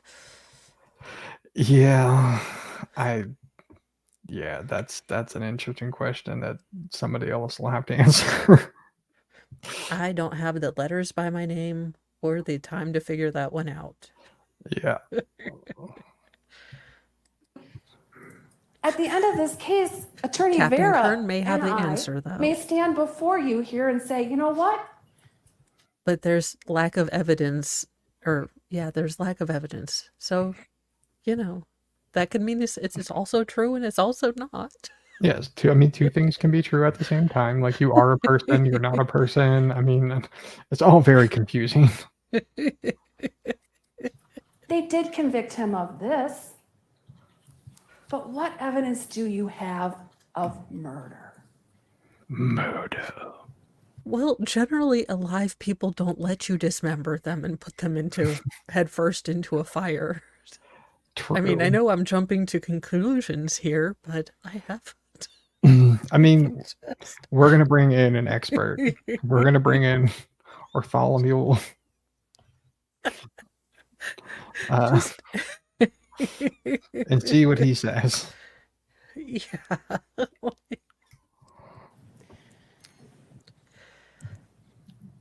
I like to talk about the Constitution, probably because I'm a defense lawyer.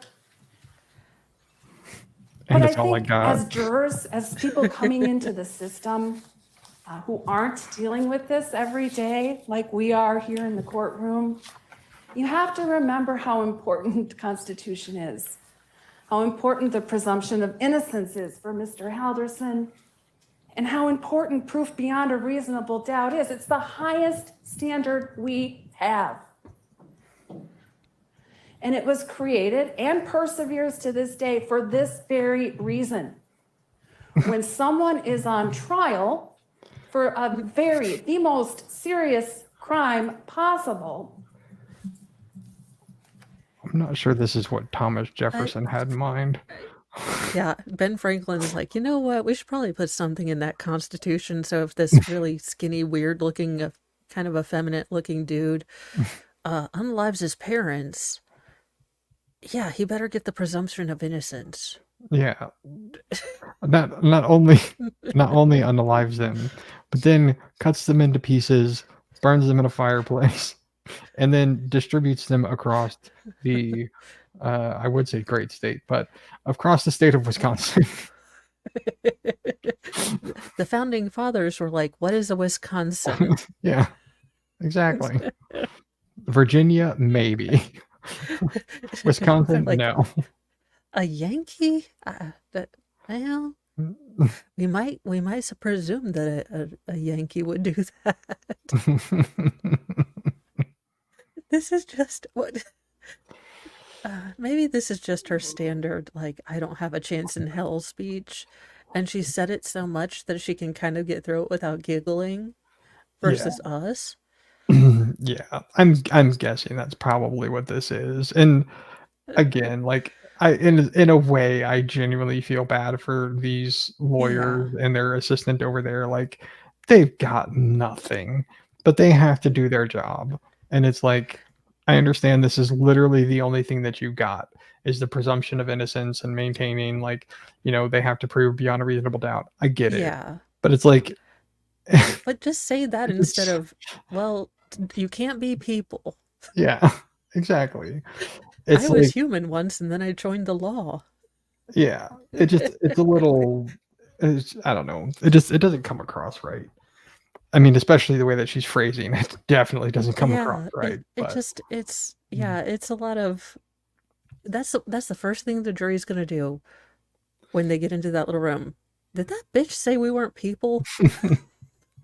yeah, well, at least she didn't refer to us as those people. I mean, Yeah. Oh, good And Lord. every little thing they do, every little lie they might have told, Oh, okay, ma'am, look, like me and the government lie to each other when I say I'm the weight that I lied about on my driver's license. That lie doesn't hurt anyone but the EMT that's gonna think, gosh, she's only a buck 10 by her driver's license. Like, we'll be good with this. I'm like, bring more people. Don't lift with your back. This dude made up an entire fantasy world, I'm just yeah, he is definitely not living in reality. just teeny tiny, ticky tacky little white lies, that he just happened to say about his entire life. Yeah. is blown up and thrown against someone. That's when proof beyond a reasonable doubt matters.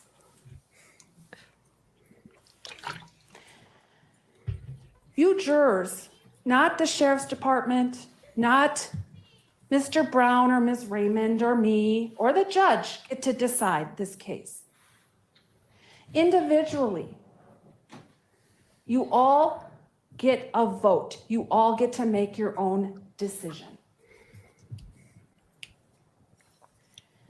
I simply ask that you remember your role as jurors, that you find a way to stay objective, that you look for the key questions, the key facts that aren't answered, and that you hold the government to this high burden of proof.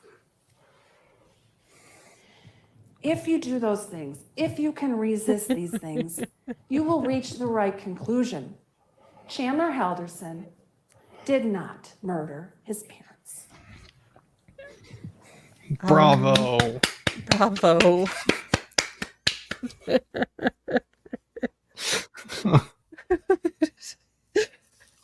She said it with a straight face. I'll give her props because holy Fazoli. I wouldn't have been able to. Well, I mean, she said it without giggling and without, getting struck by lightning. So either she's wearing rubber-soled shoes or she's convinced herself of this. Yeah. Oh, dear Lord. Why, Yeah. ma'am. Okay, let's see. Where is... Trying to think. Oh, that's the Where cabin. we got the... Oh, yeah, this is where... The cabin video. Oh, yes. So this... Let me... No, I want this. Picking things up, Okay. anything. So we are Oh, this is going the to brother. watch the brother in the world. Oh, this is talking. Of any jurors. That's an important part of our protection and our honoring your participation. No, not the mouth smack. Oh, Lord. as citizens unwillingly, although I hope willingly, through this process. It was pointed out to me that if I do at any point in time invite you to go ahead and stand and stretch, that if you turn around in that process towards the media window, you might inadvertently be photographed or recorded. And so I just wanted to mention that to you so that if you're doing that at any point in time, or even if you're deciding your neck is stiff and you're going to. Well, I to be remember fair, at least he warns them that they're going to, be video cameraed. Unlike all of the trials that Law and Crime and Court TV seem to just show the jury, Yeah. regardless. Yeah. Which I think this was one. This is the one that started the whole thing with Nick, because Law and Crime, of course, Oh yeah. was the one in the providing the media pool, and it's like, but the judge had an order where it wasn't like, it's not like there was only one person allowed in the camera, so like everybody else could use it, like. And it was in an Oh, yeah. order, and they tried doing all that stuff. So that's where all that came from, if anyone remembers that. Oh yes. Which is where the That's wonderful nickname came from. yes. Nick doesn't hold back when he's really irritated with you, and I like that. You just know where you stand. Like, Yeah. Or in this case, sit. well, in this case, watch. Yeah. Sit in the corner and watch. Just aim your head in a different direction. Be cautious about the fact that over your left shoulders, there's a camera on the other side of the wall, and they're certainly doing their best to not accidentally record anyone.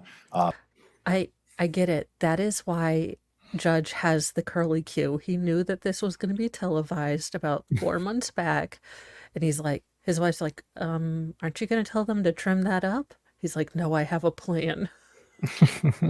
I'm gonna be on TV, honey. And she's like, She's like, But they're you should also relying learn how on to your tie a position. bow tie. oh, are we saying that's a clip-on?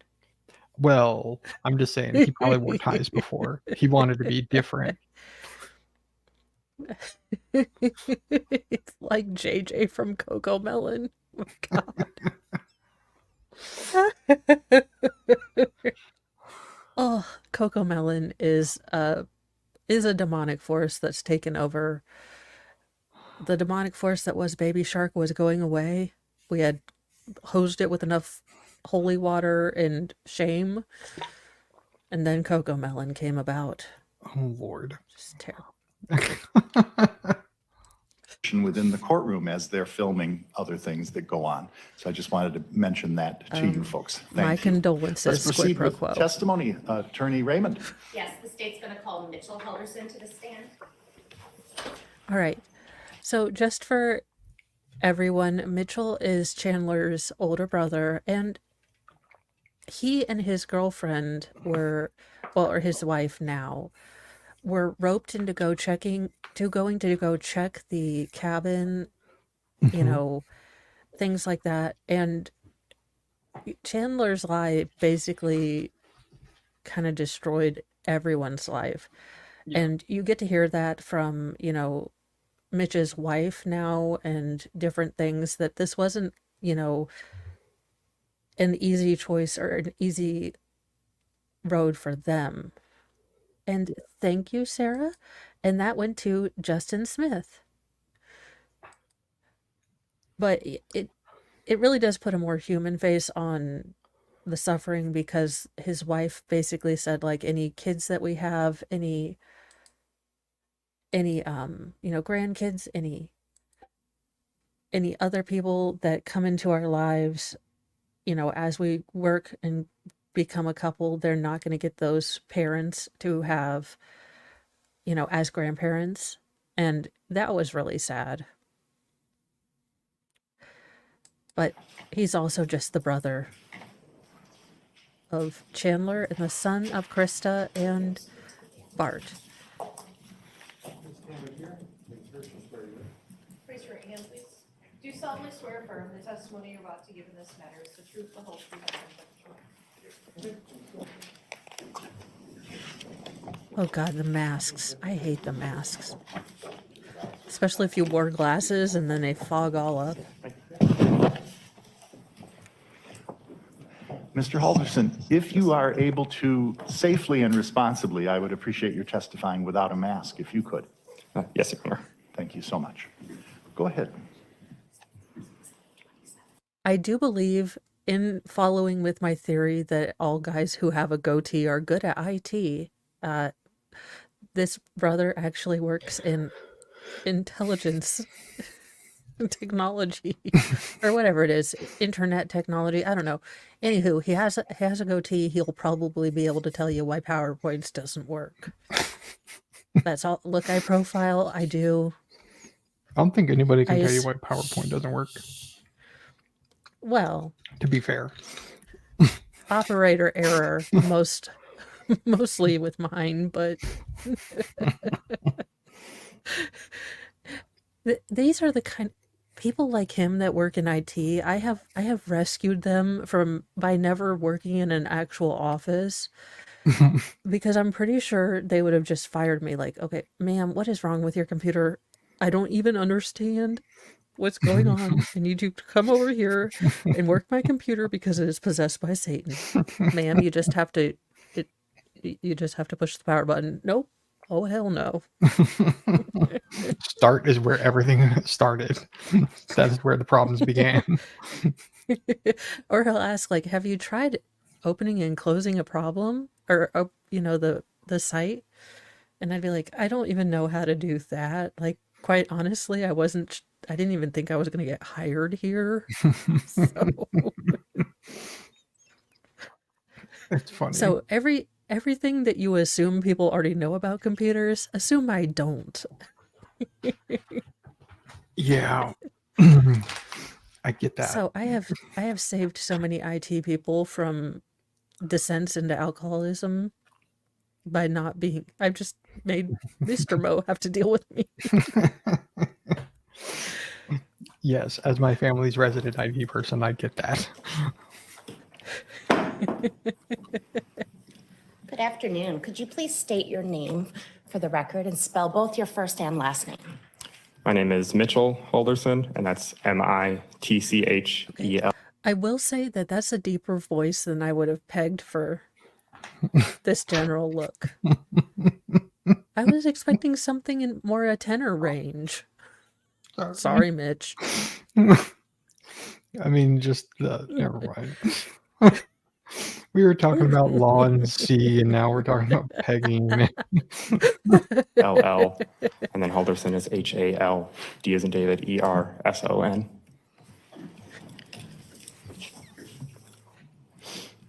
What are the names of your parents, Mitchell? Bart and Krista Halderson. And do you have any siblings? I do. And who's your I sibling? did. Chandler Halderson. Where'd you grow up? Was born in this area in Dane County, and then between 3rd and 4th grade moved up to Plymouth, Wisconsin, which is in Sheboygan County, and then have lived around here for college and work after high school. Okay. The only other response after you hear Sheboygan is, did you buy one of the traveling polka bands, from John Candy fame in Home Alone? We're big in Sheboygan. Listen, Sheboygan. Have you ever seen John Candy? Yes. Oh, that's funny. I'm going to show you what has been marked. Okay. I can't unsee this, and now you won't be able to, but Daniel Radcliffe really played this character really well. The adult Harry Potter. If it doesn't say Wingardium Leviosa, I'm just gonna lose my mind.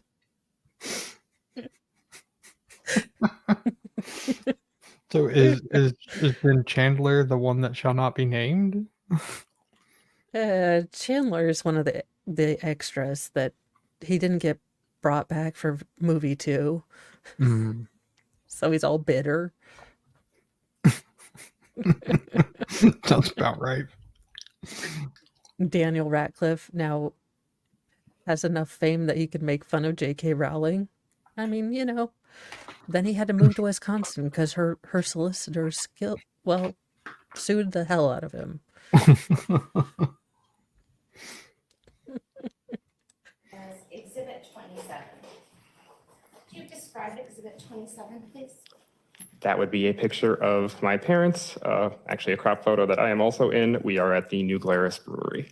Okay. And that was a somewhat recent, in the last couple of years, photo? Yes, within the last 4, I forget exactly. Okay. And is that an accurate copy of Ooh, that? what was that? Yes. Okay, I don't Exhibit know. 27. I was going to ask you. I was Any like, objection? No objection. It may be published. wasn't Maybe that prosecutor finally let it go. that's why he's making that face like, oh my God, should I acknowledge the fart? Should I just like pretend it didn't happen? I don't know. Just kind of dealing with my parents unaliving, but maybe. So how old was your dad, if you know, in July of this year? He was born in 71, so in July he just turned 50. And your mom, she was a few years older? Correct, about 3. What did your dad do for a living? He was an accountant. Do you remember the name of the firm that he worked with last? Yeah, BDO USA. And he did taxes and things like that, or? Yes, specifically with small businesses. This is specialty. So is he kind of a money savvy sort of person? I would say so. Definitely had finances, understood them well. Do you believe in banks? Yeah. How old was your mom? My mom was 53. Did he believe in banks?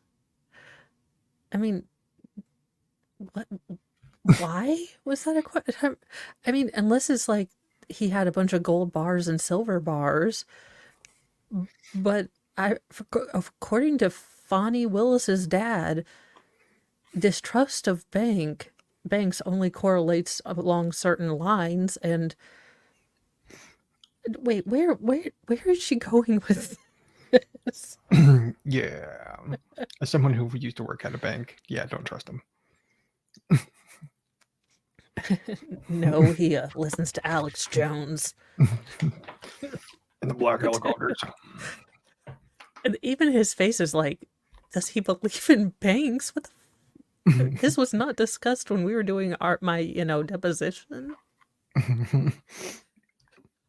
Belief or lack thereof in banks wasn't even something we talked about. Did he apply? Did he help people apply for that COVID money for small businesses? It's like, ma'am, I thought my brother was on trial. They're like, Harry, you should have known. I'm a Death Eater. He's like, God dang it. I got out of the horror game. I tried to go just into IT. Tried to get like the simple life because I wanted to have children.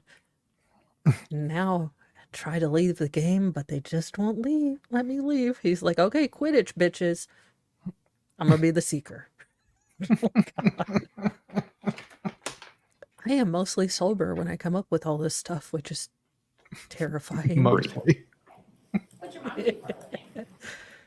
Was a stay-at-home mom for us growing up Herbology. and has recently gone back to work as a receptionist at a car company. Describe what was your dad like as a parent, just very briefly. He worked a lot, so slightly absent during the time, but I would say had good expectations for us and overall was a good parent. How would you describe your mom as a parent, just briefly? A bit of the typical helicopter parent, very involved in our everyday lives, but again, because she cared. Okay. So she stayed in communication with you often, is that a fair statement? Yes. Well, I found this tracking device on my back of my neck once. And then my mom said she just had me chipped when I was down and out. So she could always find me. That he looks like he works for Facebook. I would I go. I can't was gonna stop go with seeing him meta. saying Expelliarmus. Though I'm stuck at I'm still stuck on Harry Potter. He blinks and moves too much to be an android like Zuck. Yeah, true. But maybe he's like their one beard human. Like they have to have something where it's like, no, we aren't all lizard people here. In the interest of diversity and inclusion, brought in a human. He's like the Morpheus. He lets you choose. Yes. What is the age I know, it difference really between is. you and your brother Chandler? 18 months. And are you the older or younger sibling? I am the older. And just for the record, I think the judge is going to ask everyone but the jury to remove their mask for a few seconds. Do you see your brother Chandler Halderson in the courtroom today? If everyone could lower their masks briefly, and after 1, 2, 3, replace your masks. Thank you. Welcome, I do. Aussie 12. Could you please describe by where he's seated and what sort of, maybe the color of his shirt? Table to the right with a purple shirt and a suit. I'm the good brother. I'm also doing calf raises.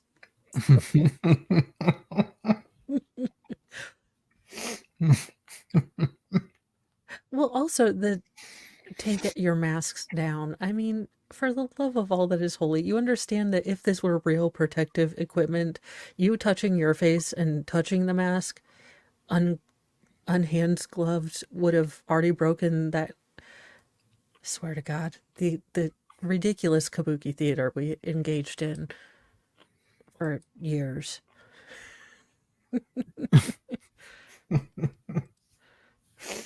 Kabuki theater. I would ask the record to reflect that the witness has identified the defendant. It shall.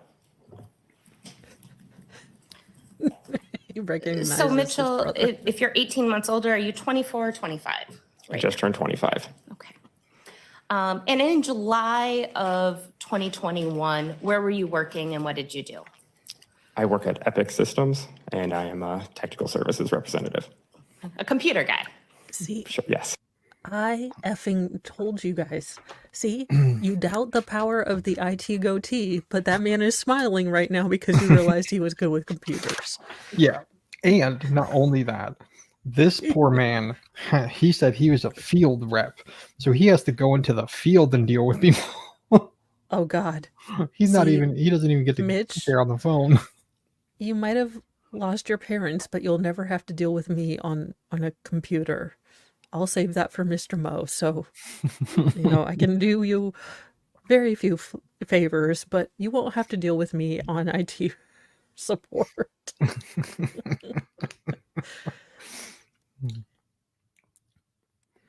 Okay. And are you married, single, something else?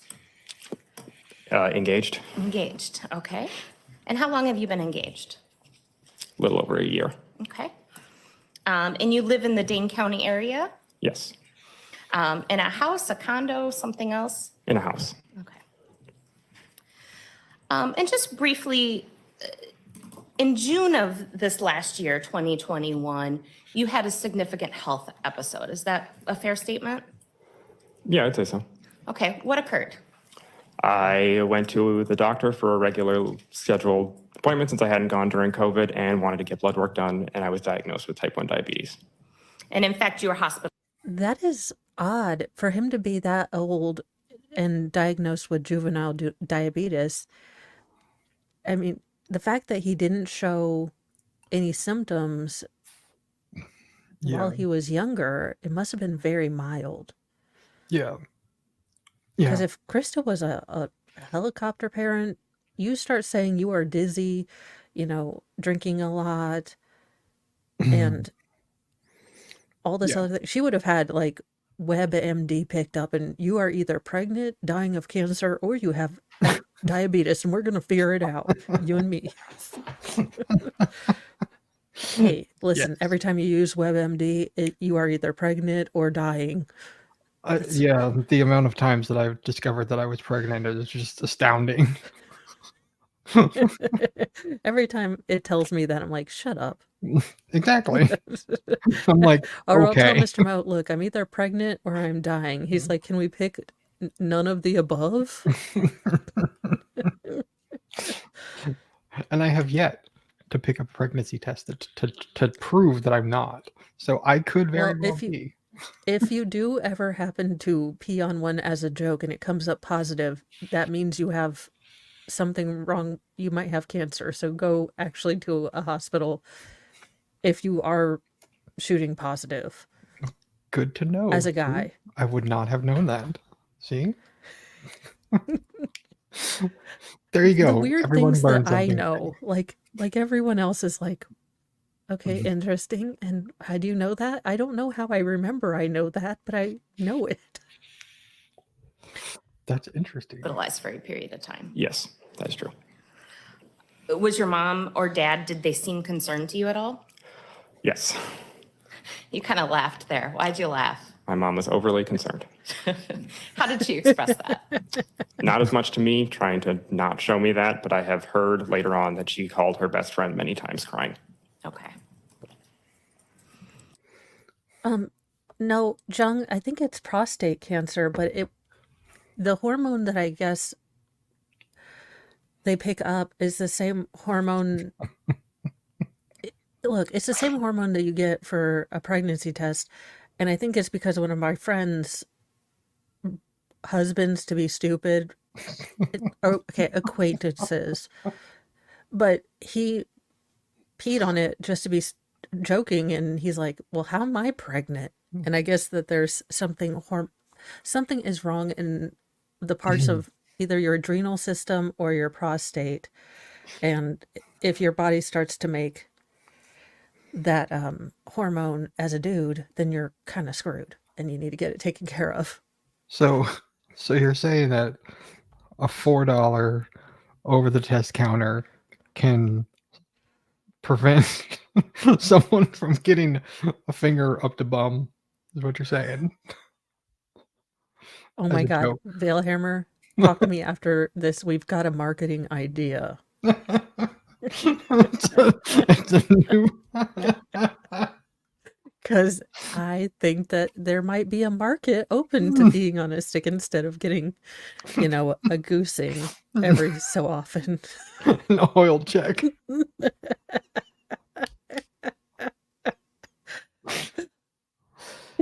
Oh, interesting. Oh, see, I was right. I did.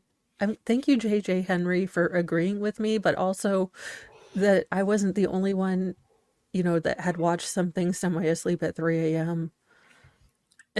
And retained then it, was which is impressive. yeah. Only fan pea sticks. Oh my God. Mo and Vale's home pregnancy test for men. It might sell current year. Prostate test. No, we've got it. The only way we're going to get all sorts of BlackRock money if we call it a home pregnancy test for new women. True.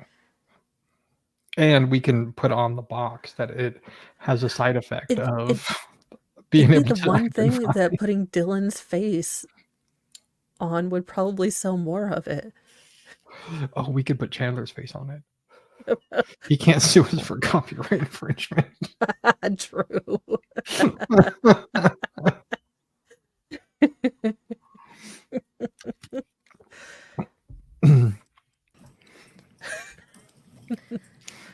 I mean, I can. Growing up and moving into recently, what sorts of things did you and your brother Chandler do? Since we didn't live in the same house, we would do things online, like play video games and just talk that way. Okay. What sort of video games did you play? Wide array, but generally first-person shooter games. Okay. And did your brother have a favorite weapon or gun in these games? Usually those of Russian descent. Okay. Like the SKS? That's correct. And in fact, during your illness, your brother gave you a gift. Is that fair to say?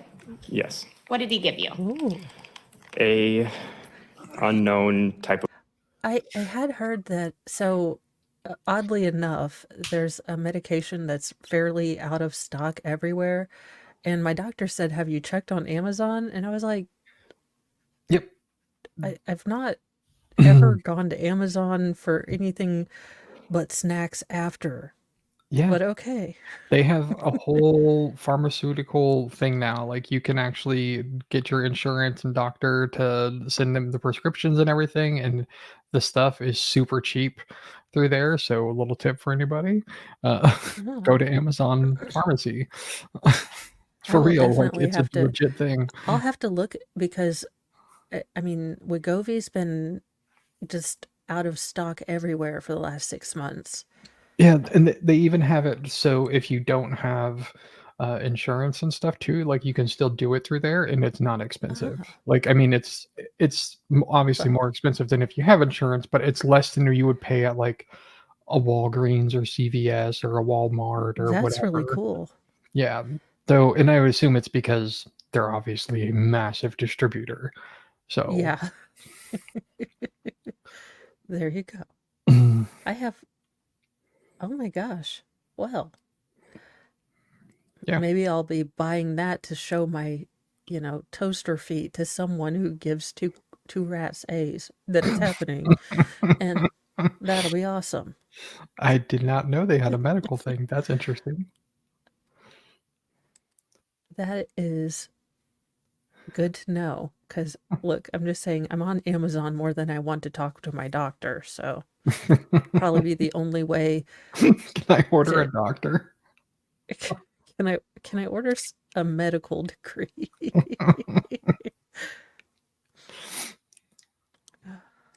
Of bullet with the words "get well soon" on it.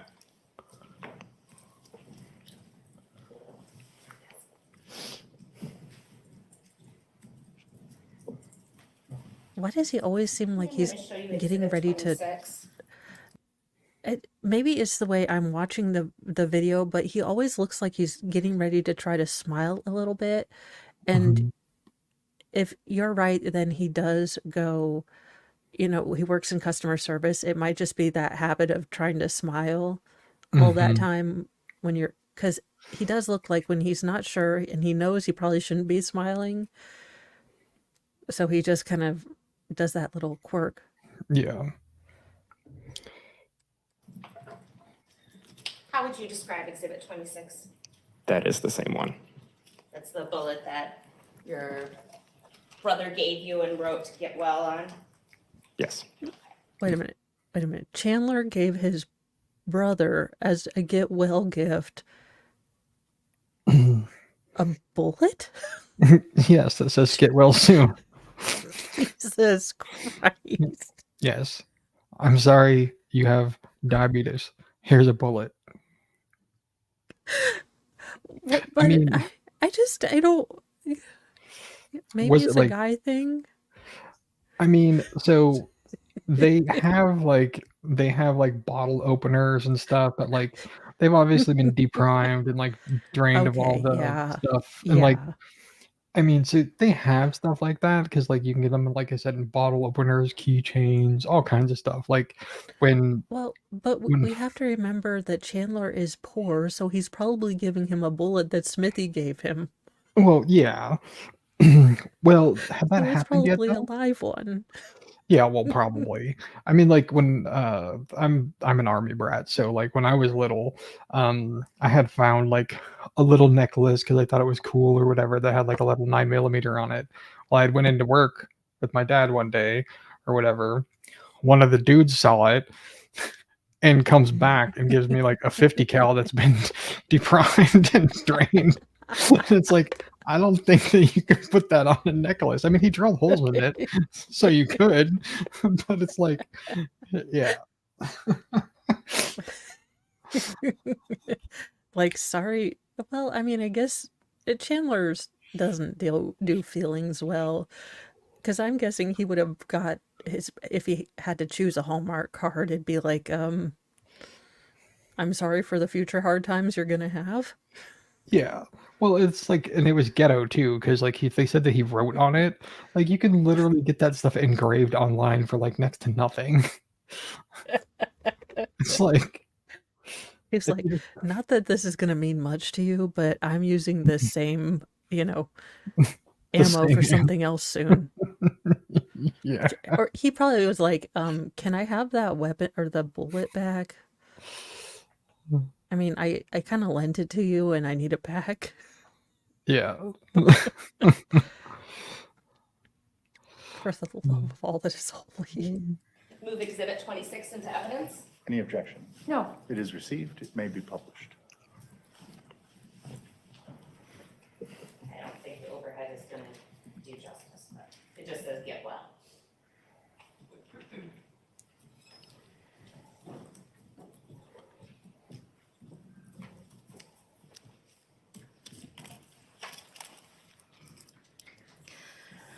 I want to turn your attention to when your parents went missing this year. How did you learn that your parents were potentially missing?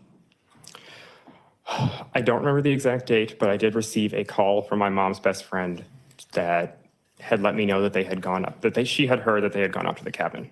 Okay, So I did not suspect them missing at that time. I just had heard that. okay. And what is your mom's best friend's name? That would be Jane Hilgendorf. Okay. So you get a call, and in fact, you call her Aunt Jane. I do. Okay. So you get a call from your Aunt Jane. What do you do, if anything, in response to that call? I don't Or no, recall the not exact what, if events, but I did anything. not think much of it because they would be known to go up to the cabin during And the summer. let's talk about that. So your parents own a cabin. Correct. Where is that cabin? Langlade County, Wisconsin. Okay. And how would you describe that cabin? My grandpa had built it, so it was mostly wood logs, pretty run-of-the-mill, what you would think of as a rustic cabin. Okay.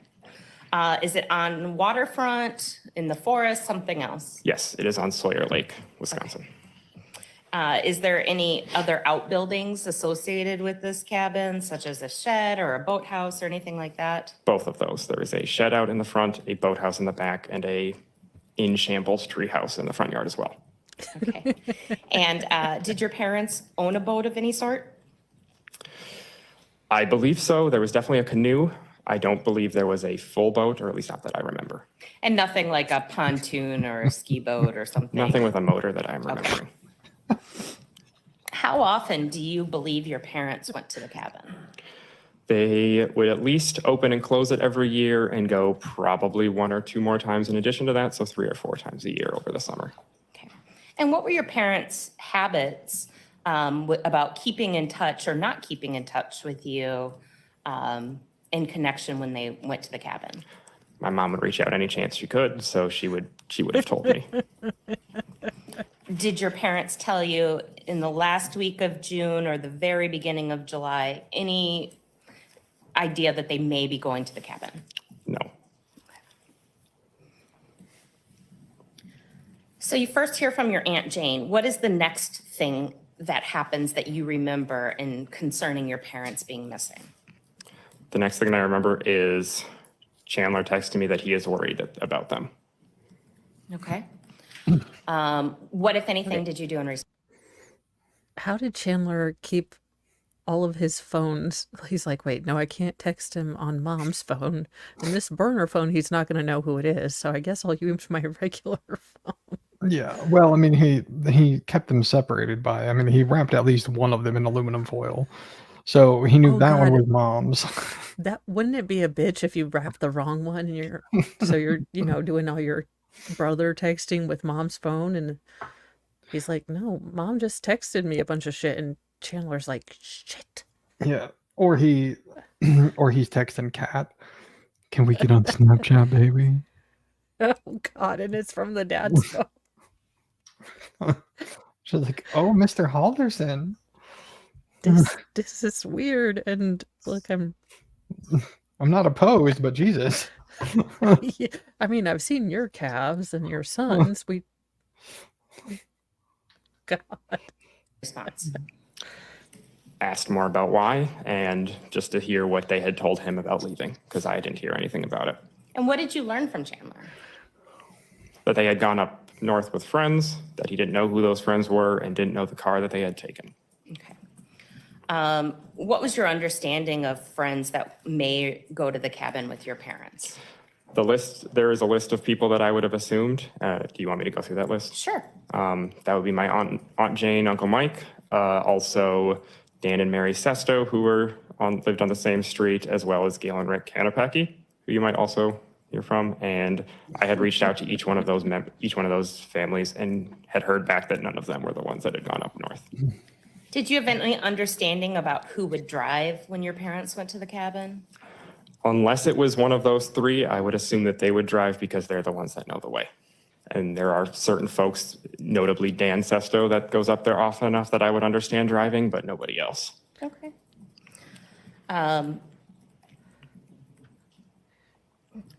What happens next as far as you're concerned with your parents? What's the next piece of news you learn? Eventually, a detective comes to my house, Rich Bennett, in order to just ask some more questions of me during the investigation. I believe that was the next thing that had occurred. Okay. What happened after that? I believe it was Wednesday. It was whatever day Chandler was originally arrested. I had actually gone up to the cabin myself in order to check it out, just to see what was going on. And why did you go to the cabin? Wanted to do something myself about it. I felt like I needed to do something. So at this point on Wednesday or whatever day you ended up going to the cabin, were you fairly concerned? Yes. Okay. And what led you to being so concerned?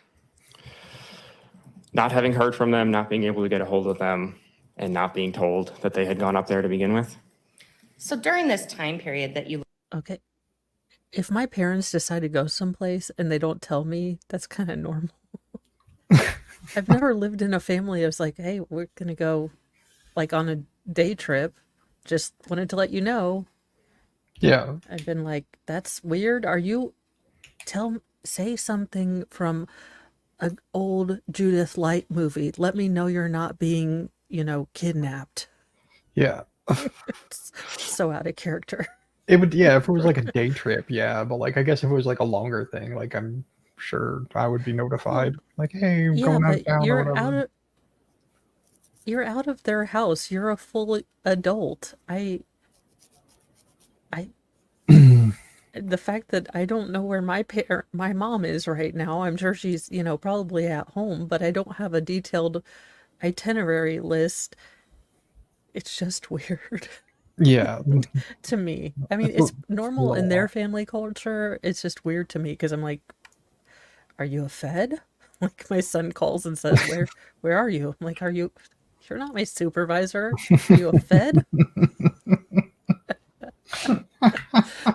I can see you saying that actually. I know I would say that. Be like, why are you trying to ask? And I'd make up something incredibly crude or odd sounding in case I was on speakerphone. Yeah. I mean, I would definitely be like notified or whatever because like, I mean, I live quite a ways away from family and stuff. So it's like, I mean, I've been running a fever for days. And she even checked on me to make sure I was okay because I'm 14 hours away. So, Aww. But moms are fun. See, they are. Well, but like, I mean, they can be. Yeah, like I mean, but I live alone, right? And I'm 14 hours away, so it's like that is true. Yeah. So it's a little different, like yeah. No, but this one where his mom probably called him once a day just to chat. Mr. Mo has that with his family, his mom. They like just chat. So, yeah. And I'll probably end on this and we'll come back again since Mr. Mo has decided to start mowing the grass right in front of my window. Yeah. He's like, are you on a stream? I'll just go pouring here. But so the funniest thing that my oldest daughter ever said to me, she's like, hey mom, I have a question. And I'm like, okay, yeah, what? And she said, if I don't call you every day like Mr. Mo does to his mom, will you be upset with me? And I'm like, shit, no, honey. That's way too much talking together. You just text me you're still alive every week. She's like, yeah, because I wasn't going to do that. All right, that's good. Because I was like, no, we don't. That's funny. But I love that my daughter thought to ask, like, hey, mom, Like I'll try to do it if it means stuff, and I'm like, no, that is way too much talking on the phone. Text me. Yeah. You're funny. And on that note, we will be coming back next week to finish up with Mitch, Chandler's brother. I mean, or as we like to say, American Harry Potter, The IT guy. the IT guy. If he hasn't worked at a Best Buy at some point, You mean worked I'll on the eat. Geek Squad? No, I'm just not the Geek Squad. I'm just like in Best Buy. If there is someone there that doesn't have a goatee, I'm like, huh, why are you here? You could be at a Home Goods or something else. I don't trust you. That's funny. And I'm glad we got the pasty conversation wrapped up before the end because I was getting a little concerned. And Wealth Lady discovered what pasties are in America. So there you go. Come to join us next week on Legal Shenanigans, where we find out if a sausage roll really means what they think it means. It all depends on your perspective.